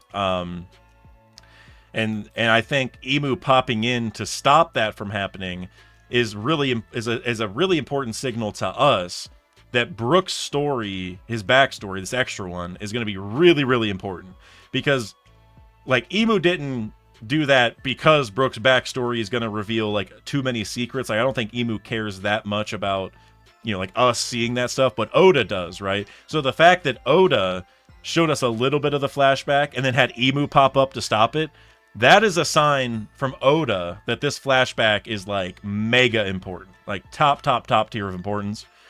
And so that was a big point where, like, Emu's doing it because that was necessary to make sure that Elbaf does not, the mission goes well. Because, like, Emu didn't pop up when Scapper got cut in half. Emu didn't pop up when, a lot of the nightmares got defeated and stuff. Emu popped up when Gunko was about to remember some things. And so that's telling us that, a little bit about Emu's control, and it's also telling us a little bit about how Oda is viewing this flashback. Like, hey guys, if I have Emu interrupt it, that's telling you something. So yeah, completely agree. Emu came in like, I'm not letting this, go wrong, which I'm sure Luffy and the crew will find a way to make it go wrong and to save everybody, of course, or save most of the people. I could see somebody getting taken. I don't know who, but either way, I agree. Emu's cooking. Smooth Weed, Canadian $5. Theory: Shanks lost his arm saving Luffy, so what if Roger got sick saving Shanks? That's an interesting parallel. That's why he takes no cabin kids, and why Luffy won't take kids either.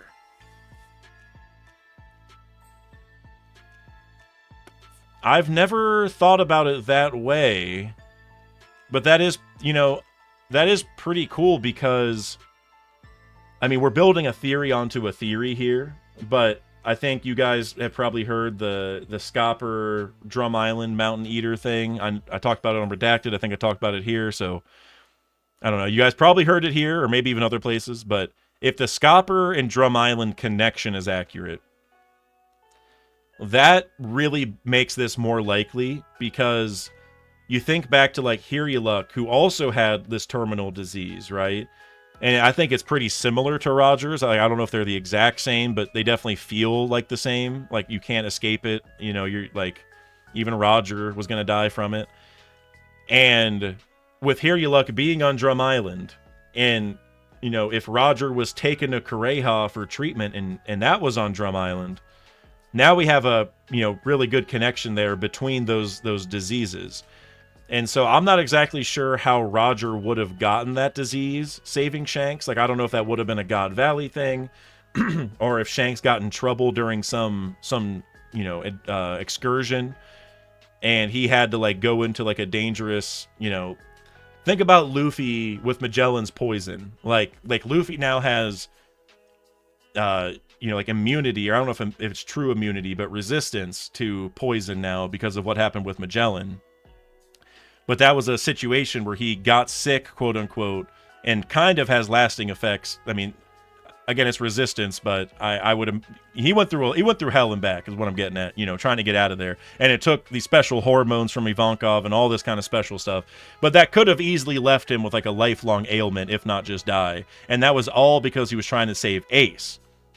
So could Roger have gone through a similar thing, going into poison, or I don't know what it would have been, somewhere to save Shanks, and that left him with a disease? That would be interesting. And like I said, tying back to the Drum Island of it all, if that does come into play, then Scapper is going to tell us about it, and I think that's why Chopper is going after Scapper, or at least from Oda's perspective. He wants to have some Scapper and Chopper talk about Drum Island. Which actually, now that Loki, Luffy, and Haradin are, and I assume Sanji and Zoro are going to leave, then that opens the door for Scapper and Chopper to talk. So that might be where that's going. But regardless, Chopper and Scapper might talk, about all that stuff from Drum Island, and that could lead to some Kureha talk, which could lead to some Hear Ya Luck talk, which could lead to some disease talk. And so that might come into play this arc. And the reason I think that matters is, like, Shanks is obviously tied to this arc as well. So if we're going to bring back this terminal illness in the same island where Shanks is focused on, that might line up really well, where we just have a full-on expose on what this disease was and how that works.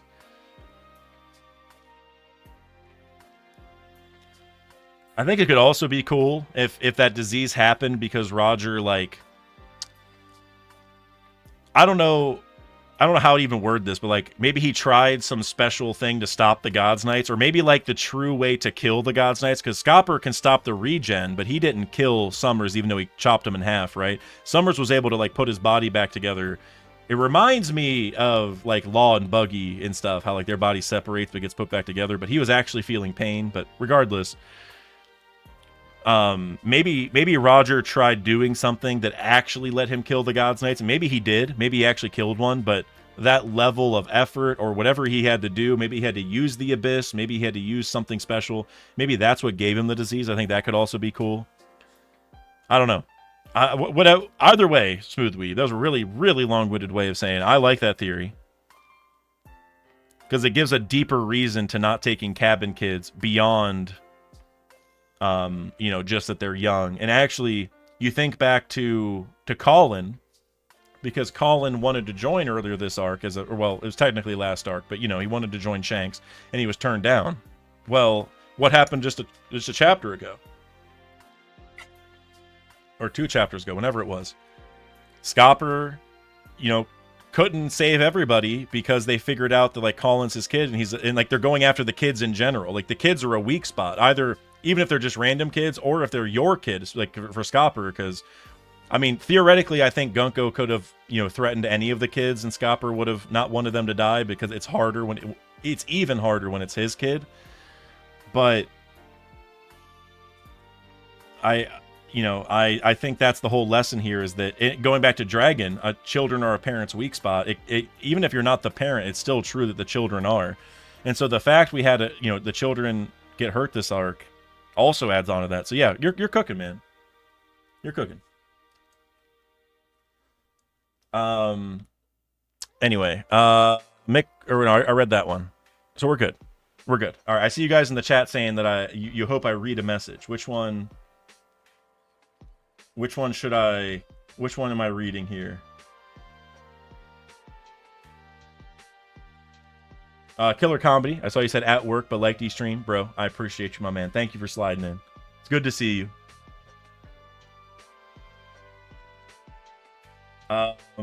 Which one do you guys want me to read? I read all the super chats, I think, so I'm caught up. So now I'm in the regular chat. I just don't know which one you guys want me to read. Is it your message, friend Harper?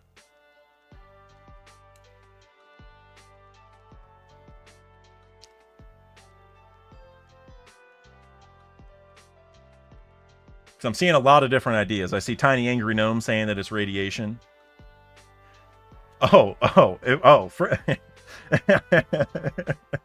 Friend Harper, is it this one? Is it the, I forget which chapter said it, but I think they said Roger had ligma. I think you're right. I actually think you're right. I think that's canon if I remember.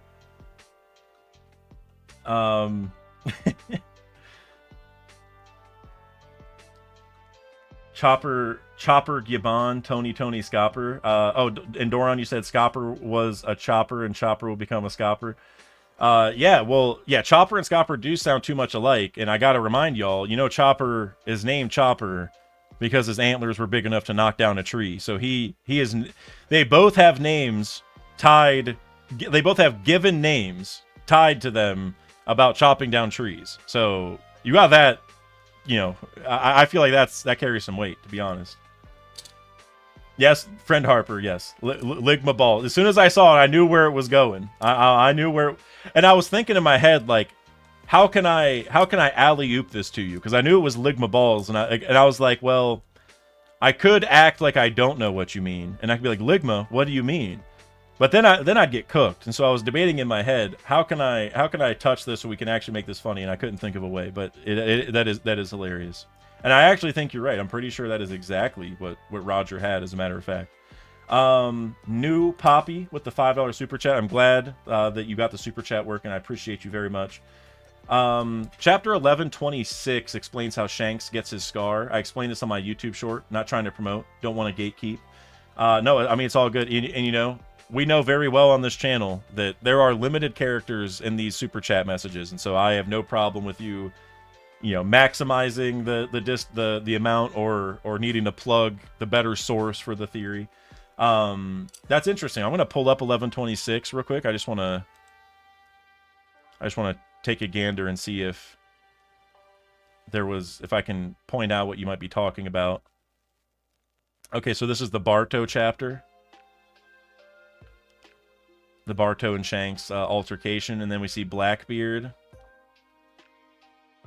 And then that's the Umit shipping one. And then we see Caribou. And then that's where everybody goes missing. Well, hey, I'll have to check out your short, because I'm not sure. I guess it would have to be it would have to do something with Bartolomeo, I presume. So I'll have to check that out. John Gonzalez, it was manga only. That's hilarious.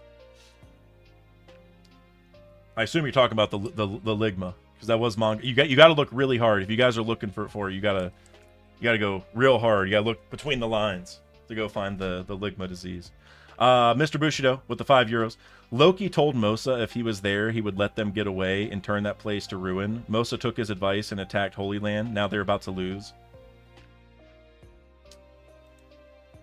So you're saying Mosa wasn't there before, and Mosa went and attacked? Then I guess I'm just curious who Mosa would be.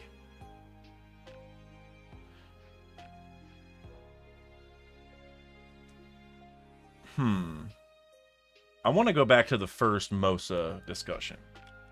I don't know if is there a wiki for Mosa? There is. Oh my gosh.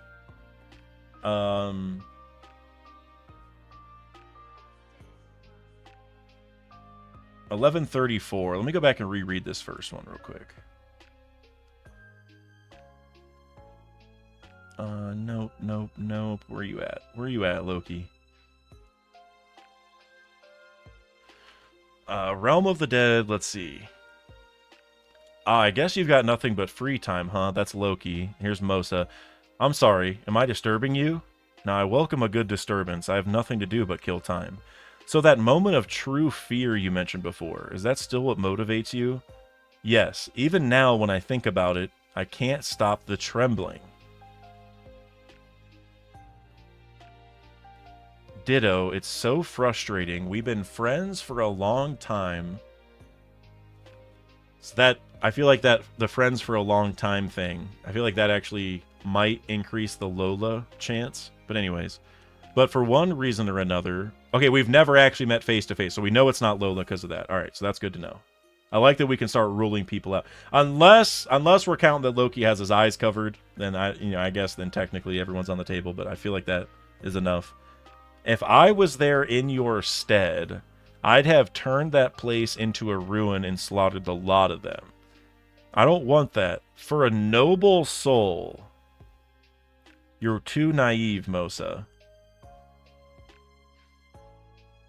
You've got to stamp them out without mercy. Only a fool gives their enemy a chance to get payback.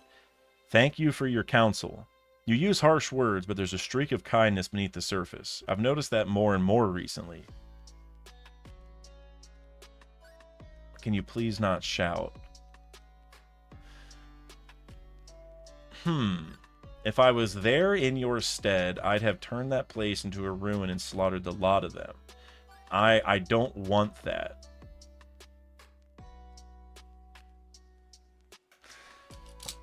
So based off this, I'm getting more so the vibe that Mosa wouldn't do something like attack the Holy Land. Like, it seems like Mosa is a very peace-oriented individual. So I don't know if that would be the case, but if Mosa is a celestial dragon or is Emu's servant, then I think that still works, because the true fear could have been something in regards to Emu, so like they would probably have to be that high up.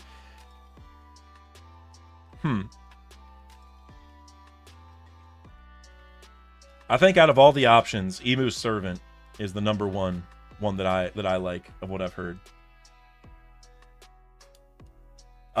Big Cheap, you said my connection keeps cutting out. Did you see my message about not being able to message you on Discord? I did not see that. I'm trying to scroll back up. Nope. I will. Here, let me see if I can find you. Hold on.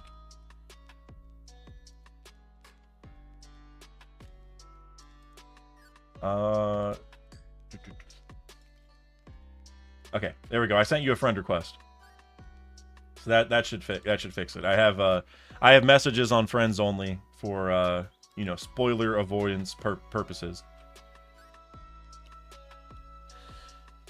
Mick Pulsar, you said, or wait, no, I got a super chat. Hold on. I do want to, well, here, since I already started it. Mick Pulsar, you said, did we ever find out why Blackbeard was on Drum Island early in the story? No, no canon answer yet. My guess is that he was looking for Chopper's fruit personally, and he couldn't find it because like a random reindeer, you know, ate it. And if Chopper just still looked like a reindeer and was hanging out with him, he wouldn't have stood out, so he couldn't find it. That's my personal guess. And part of that theory of why I think that is because I also think Doc Q is Hiruluk's son. And so Doc Q may have known that the fruit was there because of Hiruluk. Not that he knew Chopper, but maybe they just found it one time, tying back to the mushroom of it all. So that's my theory on it, but we don't actually know. Smooth Weeb, Canadian $2. Akainu and Kizaru are bros. Isn't it weird Kuzan's not? What do you mean by bros? Like they're just like they're friends, you mean?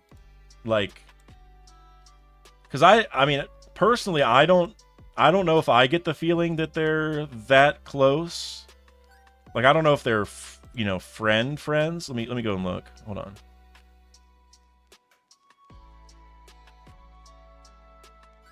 Let's see. I'm gonna go back and reread that discussion between those two.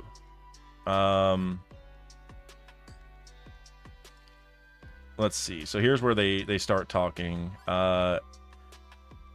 What happened? Egghead, you're awful loud, huh? Why are you the one picking up Borsellino? What happened to the others?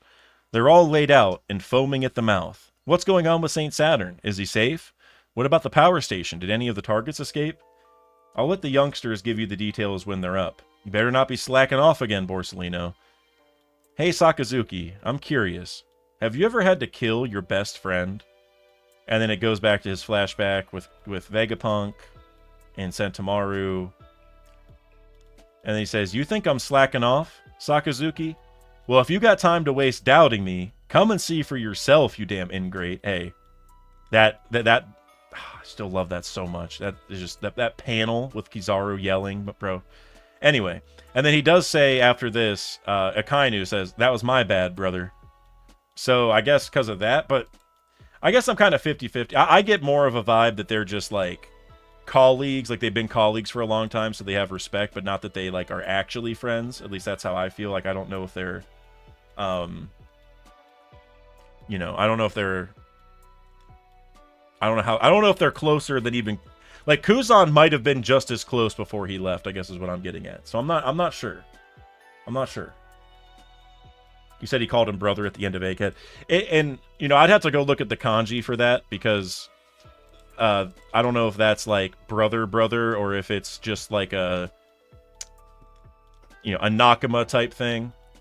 You know what I mean? Like I'm not familiar enough with it, so I'm not sure. I don't know. And like I said, Kuzan might have been just as close as these two are. It's just that he left Because, like, the fact that this is happening now, you know, after the time skip and after Akainu got promoted, that, like, adds extra context to before. So they may have all been, like, brothers or thought of each other that way. So, you know, it's hard to tell, I guess, as far as the Kuzan part.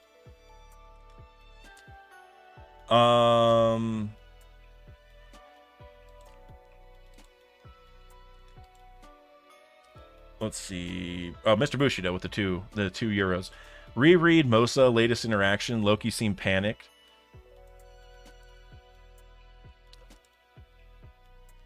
I'll go look one more. You mean if you're talking about the latest? You mean the one we just read this chapter?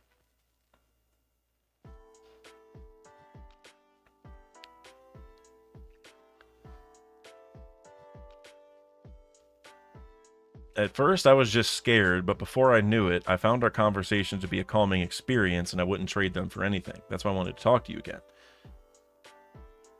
Yeah, I mean, Loki does seem panicked in this part after Mosa says, looks like I'm not going to be able to use a transponder snail for a while. But I think that's just because they're good friends, right? Like, you didn't. That nasty business didn't crop up again, did it? Okay, so we have to wonder what that nasty business is.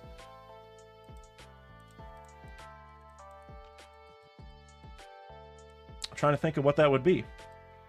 Because, like, you know, we talked about it tying to the Holy Land. I don't know if... I mean, I guess if we go with this angle, if it is Emu's servant, the nasty business could be the Revolutionary Army showing up again, right? Because it's like... They've been, you know, poking at the bear for a long time, and so if that nasty business could be the Revolutionary Army waging war on them, I could see something like that.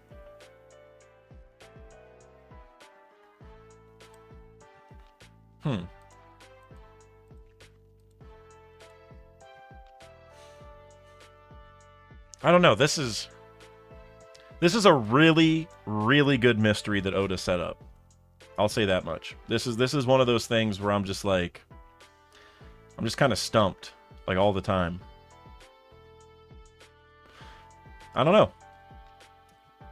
Maybe this will probably be something that we talked about. Something that we talk about on Redacted. Whoever I get on to talk about that tomorrow, I'll have to reach out to some people.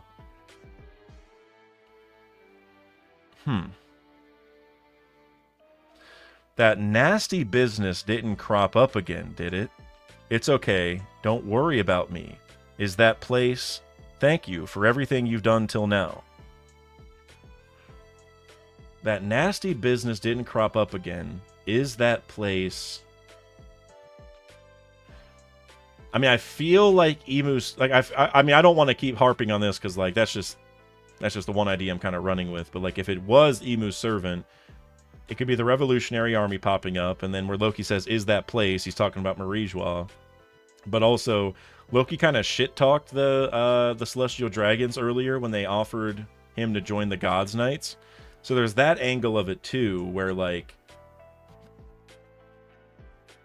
You know, I don't know if he would really care if Marijwa got attacked, but he might care just because Mosa's there, if that is the case. I'm just trying to think of where else would there be things, nasty business, you know, partaking on.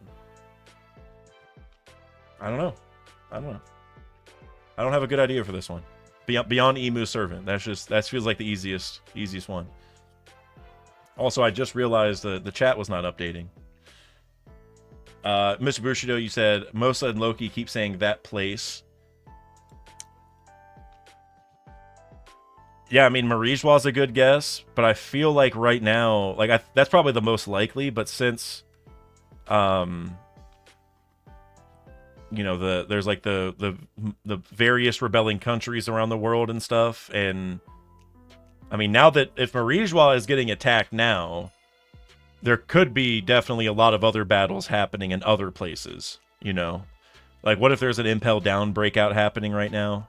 Like, there's so much going on, it's hard to... Like, Marijwa is the easy one to go to, but I don't know if we should bank on that, if that makes sense. Mosa is koala, Smooth Weeb said.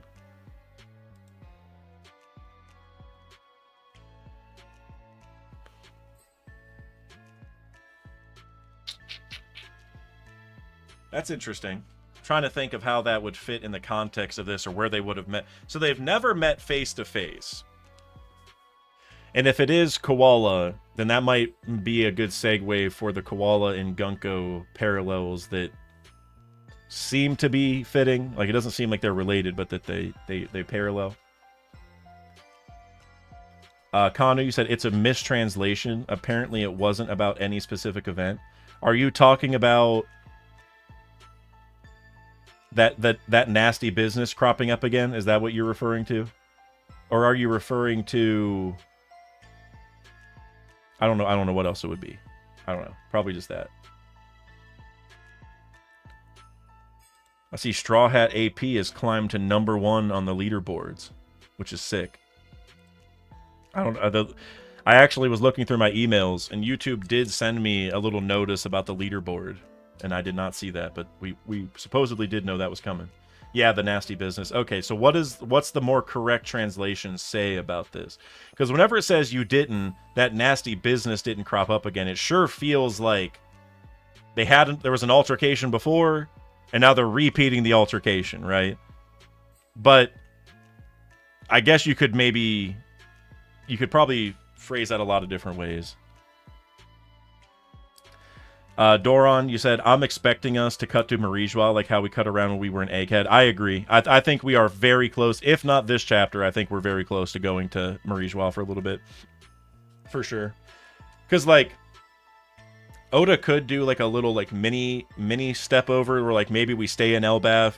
Maybe it shows Emu, and maybe Emu's telling the Gods Knights, oh, this happened. And so we get, like, a little baby flashback or baby update of what's happening in Marijwa.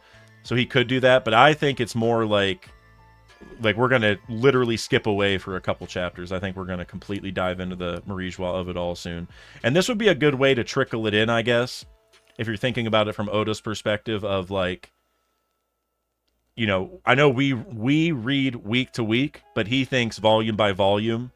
And so at this juncture of the arc, where, like, he has set up this Emu stuff, the threat is here, we understand, you know, what we have in front of us. Luffy now knows about it, and they're getting ready to all go fight Emu. That's a good setup to kind of stop for a second and just jump over. So, and also with the Mosa stuff, it could be that we just get right into who Mosa is in the next chapter. So I agree. I think that's what's coming for sure. Straw Hat AP, you said Hachinosu update, please. Either Hachinosu update or, you know, if Blackbeard left, just Blackbeard update in general, because, like, if they're going to Pluton, you know, or Fishman Island, I guess, like, we gotta see that. I need to know. And even if we get a little update that's just like seeing them leave and we don't know where to yet, I think that would be really good, because that might hint, you know, going back to the Yamato stuff, that maybe it is Wano, that maybe they're gonna go there.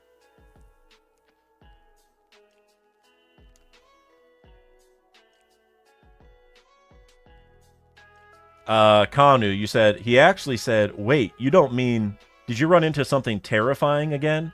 Okay, so that's really good. That's really good, because what that's telling us is that the fear, whatever Mosa's fear was, is coming back, and Mosa's gonna have to face their fear again, is how that feels, right? So maybe we should really not even think about this in terms of who Mosa is exactly, but what could make sense for the fear. Because, like, the true fear and stuff like that, that feels like an Emu thing to me. Like if you, for instance, if you are Gunko, like, if you get the mark of the abyss put on you, maybe you feel true fear, and that's what this is Mosa is somebody who got the mark, but is, like, maybe otherwise a good person. I don't know. Straw Hat AP said Blackbeard versus Enel in Wano. If Enel comes back and goes to Wano and not Elbaf, I'm gonna have so many questions for Oda. I mean, like, Oda, we got Ragnar here, you know, who had with lightning powers. We got another guy saying he's a god. We just saw the Arc Maxim, or it's not the Arc Maxim, but a copy or the original, whatever, on the mural. It's like this is all set up for Enel to come back here. I feel like if he goes to Wano, that'd be wild, absolutely wild. And Doron, cooking right here. We need a Foxy update. Did his beard grow more? We do need a Foxy update. You're absolutely correct. I don't know what he's doing. It'd be cool if he came to Elbaf, though. I think we talked about this on this channel, that he could, do a Davy back fight, or like be the instigator for the next Davy back. Like maybe he joins the Cross Guild, or maybe he pulls up, gets threatened. Cross Guild's like, oh, we'll welcome you, and then I don't know, something like that. All right. Well, I see a couple more super chats here. After these couple, I think I'm gonna get out of here, because we are approaching. I don't know how long. What are we at? 3 hours? Let me see. Where are we at? We are at 240 something. I did not mean to go this long. That's crazy. This was a good chapter. It was a great discussion as well. But I'm gonna go ahead and get these couple in here. Mick Pulsar with the $5. Blackbeard obtaining Pluton could be the leverage he needs with the world government to get him recognized as a king, adding his black pieces to the game board. Yeah, I love adding the black pieces to the game board thing, because that makes sense for several reasons. I mean, I think all of us have already been, on the idea that he's going to do something to become a king, paralleling the pre-time skip where he became a warlord. He's going to use that position to get some extra leverage to do some other stuff. And the fact that he's Blackbeard and would definitely have black pieces, so to speak, it already makes it so he's like a natural addition to the world government side. And the reason I like it is that I think that's really, really pointing towards the idea that Blackbeard takes Emu's powers. So then Blackbeard can be the controller of the board instead of being a piece on the board. Like instead of being, if this is chess, instead of being a knight or a bishop or a pawn or a rook, he wants to be the queen or the king. Or probably the king. The queen's like more powerful, but the king's more important. You know what I mean?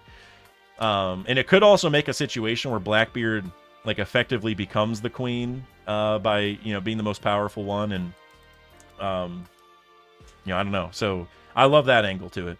Now, the part about Blackbeard obtaining Pluton being the leverage with the world government to get him recognized as king, that part's hard because, like, it would almost make more sense. Like, if Pluton was going to be tied to this, it would be more so that Blackbeard gets Pluton and then destroys it, or tells the government, like, hey, I know you have a big weapon, get rid of this one. Because, like, that's kind of the anti-Pluton thing, right? Going back to Ennie's lobby. It was like, you want a counter for the real one. And since we know, or at least I would say we know, I guess theoretically, if you want to get really into the weeds, I guess the government could have Pluton already. I highly doubt that. A lot of people say Uranus, I say anti-Pluton. Whatever it is, they have a really big weapon that's really strong. And it's probably not Pluton. And so that would tell me that if Blackbeard got it, the government would want them to erase it. And if that's the case, that would work like you're saying, because it's like, hey, let's get rid of this weapon, and then you have the strongest one, and we're good. Then, there's nobody who can challenge us as long as nobody else makes an anti-Pluton. And so that would bring the anti-Pluton storyline back to life. So I could see it that way. But if Blackbeard just gets the weapon and brings it and is like, hey, like either he threatens them and says, I got this weapon, you got to listen. I don't think that'll work. And I don't know if it'll necessarily work either if he just pulls up and is like, hey, I got this weapon, let's work together and you can use it too. Like, I'm not sure if that would... Because, like, they'd probably just want to get rid of it. Because if Pluton is maybe controlled by a certain person, like an Ancient Kingdom allied person, a Will of D allied person, they probably would just rather get rid of that thing. And I don't see Oda getting rid of Pluton, so I guess the interworkings of that are a little confusing. But I agree, regardless, that Blackbeard is going to do something to get on the world government side. I think the easiest answer is the Caribou idea. Like, maybe Blackbeard has Caribou bring a bunch of food up to the Holy Land because the Bondolas aren't working or they're sabotaged, whatever. And so if he brings Caribou up, who's stuffed with food, and gives it to the nobles, then they're all good. So I think that's the easiest. But the Pluton part's interesting because he probably is going to go for it.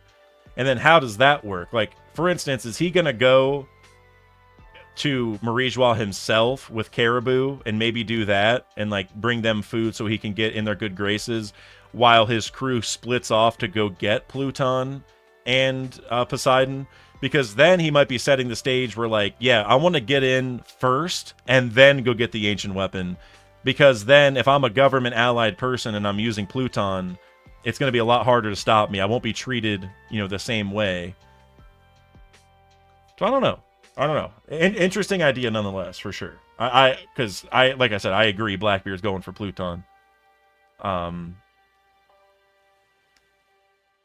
another thing is you mentioned, him getting recognized as a king, and obviously he means that in like king of a country, like one of the Reverie kings or whatever. But going back to the chess element or the board game element of it, the king on the chessboard, like I'm sure he wants to be that king, which means taking Emu's powers. So I don't know, some way this is all going to weave together for sure. And Blackbeard's going to Marijois soon, for sure.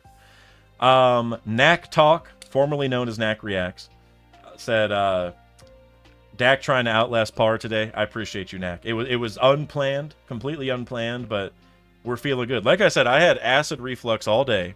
I was not feeling good. I forced myself out to go get some shopping done, forced myself to go walk the dogs, and while I was walking the dogs, I started feeling better. And now I'm in the air conditioning on full blast, and I feel great. So, I don't know. We had the boost of energy, my man. It doesn't normally happen, but we had it today. Because it is hot in Ohio, guys. It is, like, you guys are going to laugh at this. Anybody who lives in, like, Florida or, hotter parts of the world. But it's mid-80s in Ohio with high humidity. And we don't get into the 80s or 90s very often, so we are not used to it. So whenever it hits 80 in Ohio, we're, like, all dying.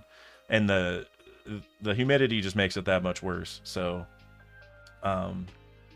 tough week for Ohioans. D, you said Lafitte already saw Emu. I would love that. Because how he snuck into Marijois on the pre-time skip. I would love if Lafitte, I don't know if Lafitte was maybe there with Sabo and stuff, or who knows, but Lafitte, he's in there, man. Doron, you said, I hope you feel better, Dak. Hey, I'm already feeling better. I appreciate you. I'm about to go, well, I got to go paint my front door first. I really want to go eat now, but I got to go paint my front door. I've been doing a lot of house projects, guys. I was outside yesterday for like 3 hours pressure washing, and oh my God, like, it's not that hard, like taxing, but standing with like, because like the wand that I'm using kind of vibrates, like after a couple hours of just standing in one spot, holding that thing, like my body was definitely not feeling great. So, we're feeling better now though, for sure. But all right, guys, I am gonna get out of here so I can go get all this work done. I gotta do. My door looks so bad right now because it's only halfway painted, and people probably think I'm just crazy. So I gotta go do that. But all right, guys, great talking to you. Make sure you guys stay on the lookout for the Brooke flashback video that'll be out probably in the next week. Then that cool theory from the Discord that I don't even want to say anything because you guys will just like it. You guys, whenever you see the thumbnail, you'll know the thumbnail is going to be peak. It's going to have Scapper on the thumbnail. I'll give you that much of a hint. And Roger and Rayleigh. But there's other stuff that's more important. And then a couple other things, actually. So we're going to have a anime reaction stream probably Monday. Because I know I got to do 11:30, which was the main God Valley episode. Then I got to do 11:31, which was the start of the Kuma flashback, or like the initial parts of his life. And then 11:32 comes out this weekend, I believe. And then I think we have another Dr. Chopper thing. The little, I think, whatever you want to call that, basically a break week for the anime. So that'll be Monday. And then I might have a TCG stream next week too. I really got to see how much time I have, but it's pretty much time for another one, and I have the boxes. So, and I think that's about it. Redacted episode coming soon.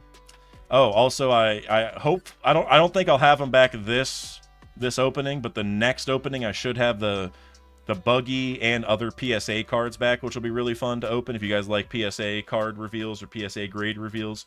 They're all one-piece cards, so that'll be fun. But all right, I'm heading out now for real. I feel like I just keep delaying it. Y'all have a good one. That's the most important thing.